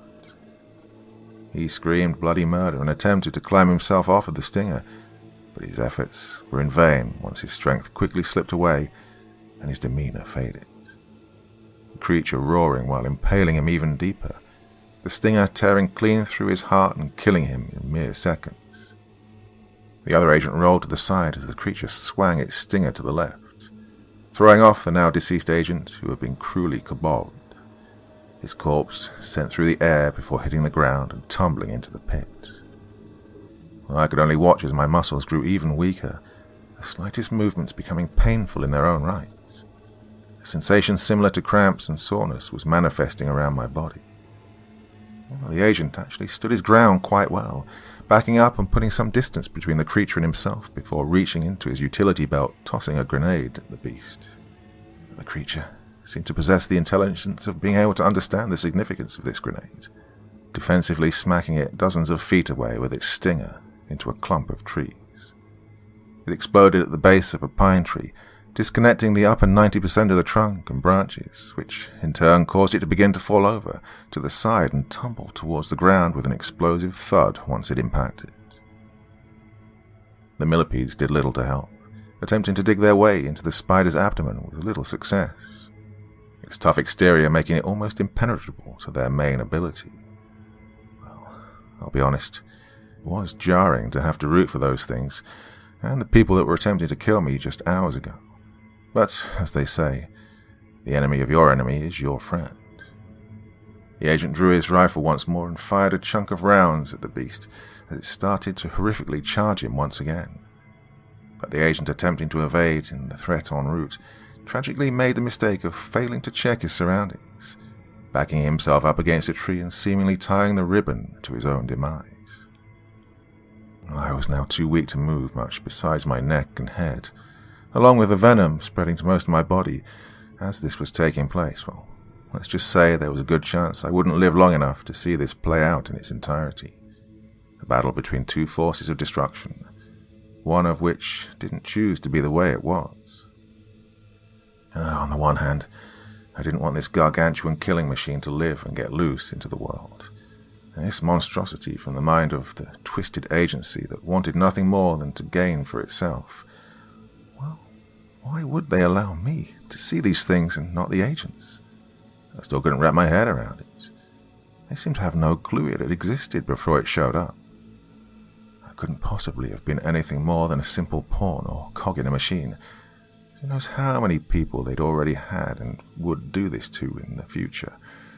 To whomever those unfortunate victims may be, I pray they don't make decisions nearly as foolish as mine. Well, it's not that it truly mattered how much I wished for these people to fail in their overarching plans, because I didn't possess the ability to stop them. Sure, I wanted to see these two men live, but definitely not the people they worked for. Had they gone through a similar recruitment process and been brainwashed in some way? The one who'd attempted to give me a hand still seemed to have most of his individuality intact. Perhaps the other one did as well. He was just naturally a trigger-happy sadist. Regardless, I knew most of their actions weren't made according to their own terms of free will. The creature reached out toward the remaining agent, not with its stinger, but with its hairy, deformed spider fangs, realizing the agent was no longer in a position to escape its clutches. I tried to scream, to call out to him, but now the pain was beginning to seep into my jaw as well, the simple movement of my mouth now becoming an agonizing chore. Yes, I was now just on nothing more than borrowed time. The agent pulled the trigger to fire his weapon once more, only for nothing to happen in response. He attempted to dash to the side again to reach for his sidearm, only for him to be caught and stopped dead in his tracks by one of the creature's legs. Well, this in turn resulted in the agent losing his balance, slipping over and seemingly going to fall on his side before being snatched up by the beast's fangs. The man desperately kicked and screamed, begging for mercy or some form of last-minute intervention, as he watched death loom right in front of his very eyes. I could practically feel his terror, his fear, all the millions of emotions that must have been going through his head at that very moment. He was no longer a soldier, an agent, or a killing machine. No, he was just a human being, a scared, trembling human being. And despite what terrible things he'd likely done and was going to do, he wanted nothing more than for the universe to show him mercy, mercy that he would fail to receive. He even turned over to give me a frightened, almost existential glance, his eyes as wide as humanly possible. There's a sense of strange and unusual connection between the two of us in that short time span. I didn't know him, and he didn't know me. But the both of us inching towards our inevitable deaths made us realize who we were at the end of the day. Men. Mortal, human men. Time slowed down, every second being dragged out into a minute as I watched the creature's fangs sink and penetrate their way into the agent's ribcage, rightfully prompting him to scream so violently loud that I was sure his lungs would burst at any second if they hadn't already. His fingers twitched rapidly, his legs being swung back and forth as he tried to pointlessly escape his hellish fate. But every action only made the creature cause him even more suffering, as it took his life right in front of me. The agent's blood began to flow and spill onto the fangs, the smell of iron potent as his screams began to soften and his movements slow. The damage was becoming too much for him to handle in a conscious state, but at the very least his endurance of this torture would end soon. He belonged to the people who kidnapped me, drugged me, and brought me out here for nothing more than to brutally condition and break me, all so I could become part of their shadowy bullshit. I doubt I would have even been an actual agent. Maybe a strategist, perhaps, but, what the hell does it matter now? At least I go smiling, knowing they did nothing more than waste both time and resources. I watched as his screams of agony softened. His eyes became less wild as death quickly gripped a hold of him. The creature only applying more and more force to be sure he met his brutal end. The man's body contorted and snapped to the right, his ribcage now grossly jetting out from his side, blood and chunks of flesh covering the dismantled bones that once belonged to him. His limbs turned limp, while his broken neck did the same, at least I think it did. It was hard to tell when his head was nearly doing a complete 180 on it. The beast dropped the corpse of the agent, and despite the presence of a slight incline upon which the creature was standing, the body didn't roll, the exposed ribcage preventing it from doing so, the bones embedding themselves into the dirt. The creature then gave me a look, but didn't approach me or show much interest in attacking me further. It had witnessed the progress of its fatal wounding of me. I was practically immobile. I'd failed and had made a horrible mistake. Not only was I going to pay for it, but potentially others would as well. Others who were hated enough by the universe to end up encountering this thing. My head was pounding like it was hit with the combined power of every migraine ever experienced by humanity throughout history. My eyes felt ready to bulge out of my head. My ears developed a bit of muffled blockage. Not enough to totally cut off my hearing, but everything sounded a bit more distorted. Drowned out, if you will. The creature then turned to walk off triumphantly, with both the agents dead and me soon to join their fate. There was nothing left for it here, and it knew that. It had won, and now it would be set free to cause as much chaos and havoc as possible. But just as the creature began to march off with its 8 hairy monstrous legs, it stood up on its back legs, screeching in high contrast to its more deep growls from before. I of course had to take this with a grain of salt due to my now fudged hearing, but this thing sounded like it was in pure agony, a sudden sharp and stern wave of pain. I tried to see what the commotion was all about, only being able to comfortably move my eyes to see whatever it was that had caused the beast to cry out. Its body blocked the majority of whatever it is, but between its bottom legs I could see what looked like 2 feet. 2 feet that were far bigger than any man's by a country mile. Plus I didn't know anyone whose feet and ankles were also a midnight blue shade in color. But that's where any human similarities ended. The spider-scorpion then forcefully fell onto its back, its legs kicking and squirming in a directionless frenzy of panic. But then I quickly saw the rest of its attacker revealing himself. Well, if you could even call it a him. The beast standing on the abdomen of the spider-scorpion monstrosity was very clearly bipedal, his arms, body and legs all extremely slim, but that didn't seem to hold him back in the strength department anyway. The entire surface of his body being that same midnight blue as his feet and ankles. His height seemed to be just past the 8-foot mark, making him able to look the scorpion and spider hybrid thing right in the eyes. I wasn't able to spot a single hair anywhere on his body. I mentioned his eyes, yes? Well, his were strangely shaped like stereotypical home light bulbs. Unlike the spider creature, however, he only possessed 2, which sat above his mouth, filled to the brim with teeth just as sharp as katanas. That didn't even include his claws. Long, multiple-inch fingernails at the ends of his hands that looked as if they could cleanly slice through steel, all of which were covered in some sort of dark yellow goo, which had to be the other creature's blood. It oozed along the bipedal guy's claws as if it were discolored honey. The blue creature leaned in with a furious expression, staring down the monstrous beast with not a single ounce of fear present within his demeanor, even taking a step further to growl in order to assert dominance. I soon realized just who this was. The creature from the blueprint. He was the thing those two were talking about in that video. He was Subject 16A. And although I was relieved by his presence, one thing struck me as odd. Where was the team of units that were supposedly going to be here with him? "You've done enough," he snarled. This one could speak. He could actually fucking talk. 16A further attempted to intimidate the arachnid by spreading his fingers out to make his claws more prominent. But the spider didn't back down. No, he launched his stinger right at 16A and attempted to violently sting him. This, of course, failed miserably.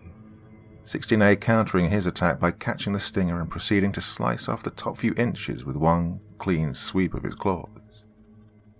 The large arachnid roared and thrashed its mass just hard enough to throw the blue creature off, and a few dozen feet back, slamming his back right into a tree and breaking off multiple branches.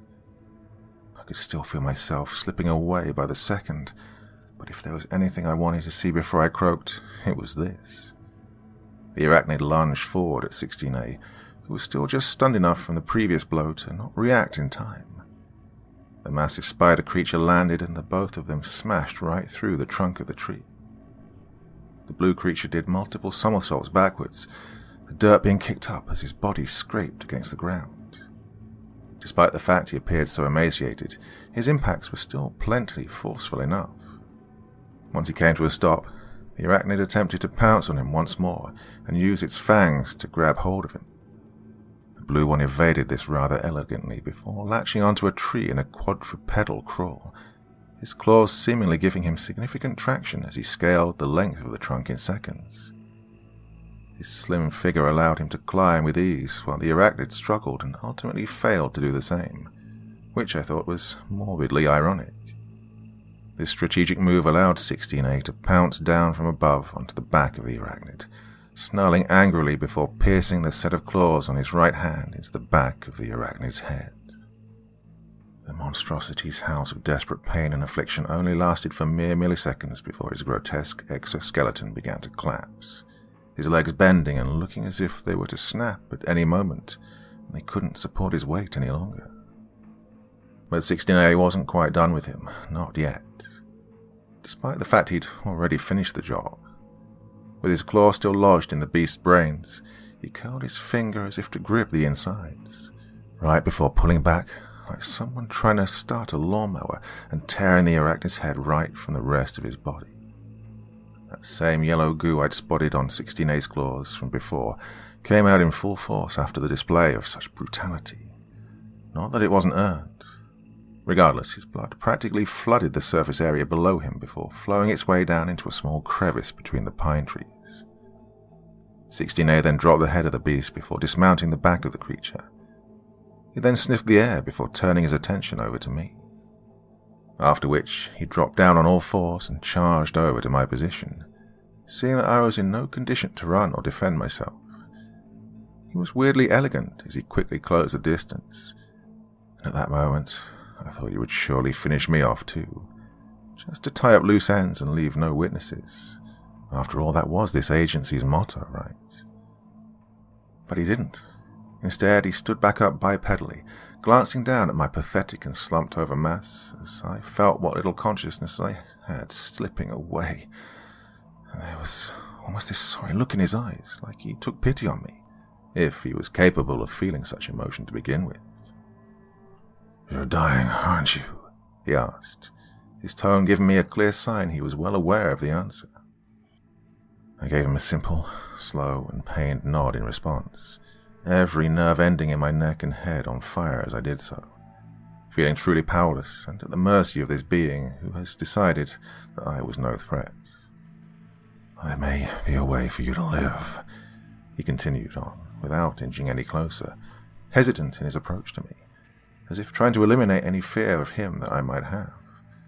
Well, I'll admit, he wasn't a sight to behold and definitely terrifying in appearance, but was a supermodel in comparison to the abomination he'd just gone toe-to-toe with.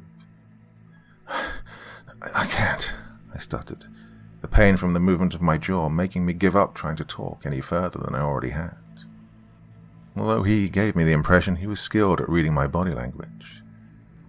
A silence fell between the two of us. He could only keep looking at me intently as my skin became more and more discolored. This is it, I thought. No more than a few short moments left of being on this earth. 16A then leaned down a bit. Even though he was still a skyscraper in comparison to my limited human frame, and not being able to stand didn't help much. They are not kind humans, the agency. I ran beyond the team when I heard the creature roaring. I don't think you truly want to come back with us regardless. Well, what if... He paused then, dramatically. What if I left you here in your final moments? They'll likely kill you if they find you anyway. I can inform them that the cryptid has been dealt with, and we can return to the facility. At least then you won't be subject to the things I've seen them do to other humans. Your life would no longer be your own with them. They've been mostly kind to me, but they'd not share such attitudes with you. He tilted his head under the impression that I might respond, but I was far too miserable to do so, so instead I used every bit of energy I could muster to simply nod my head. It was slow and pathetic, but perfectly deliberate. My neck was still stinging as I did it. Hey freak, where you at? A male voice shouted from the tree line further back, making 16A snap to attention. I could tell in his silent expression that he hated being called that, but yet he seemed more talented at keeping a level head than most humans. I was almost sure he was lying when he said that they'd been mostly kind to him.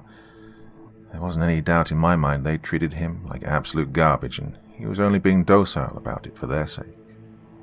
I must go back before they find you, he said, turning to drop down on all fours once more after a short exhale.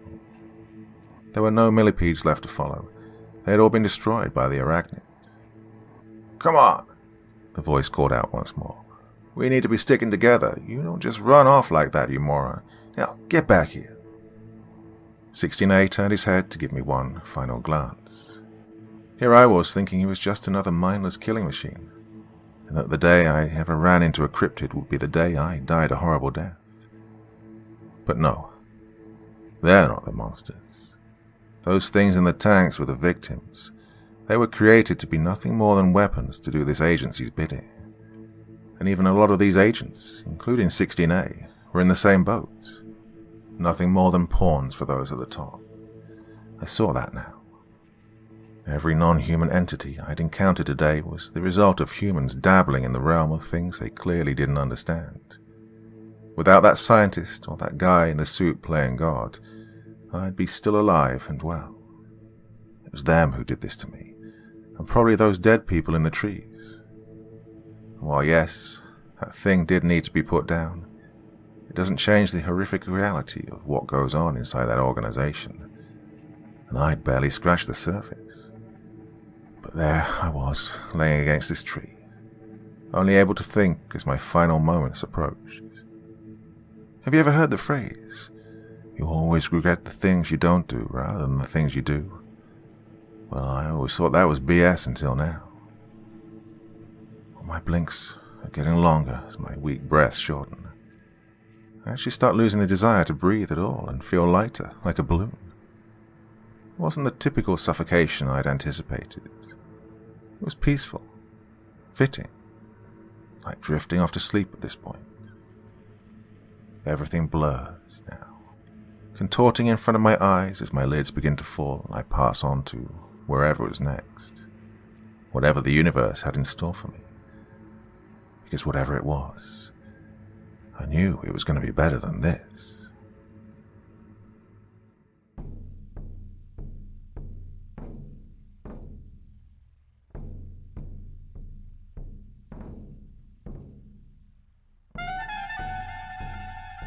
And so once again, we reach the end of tonight's podcast.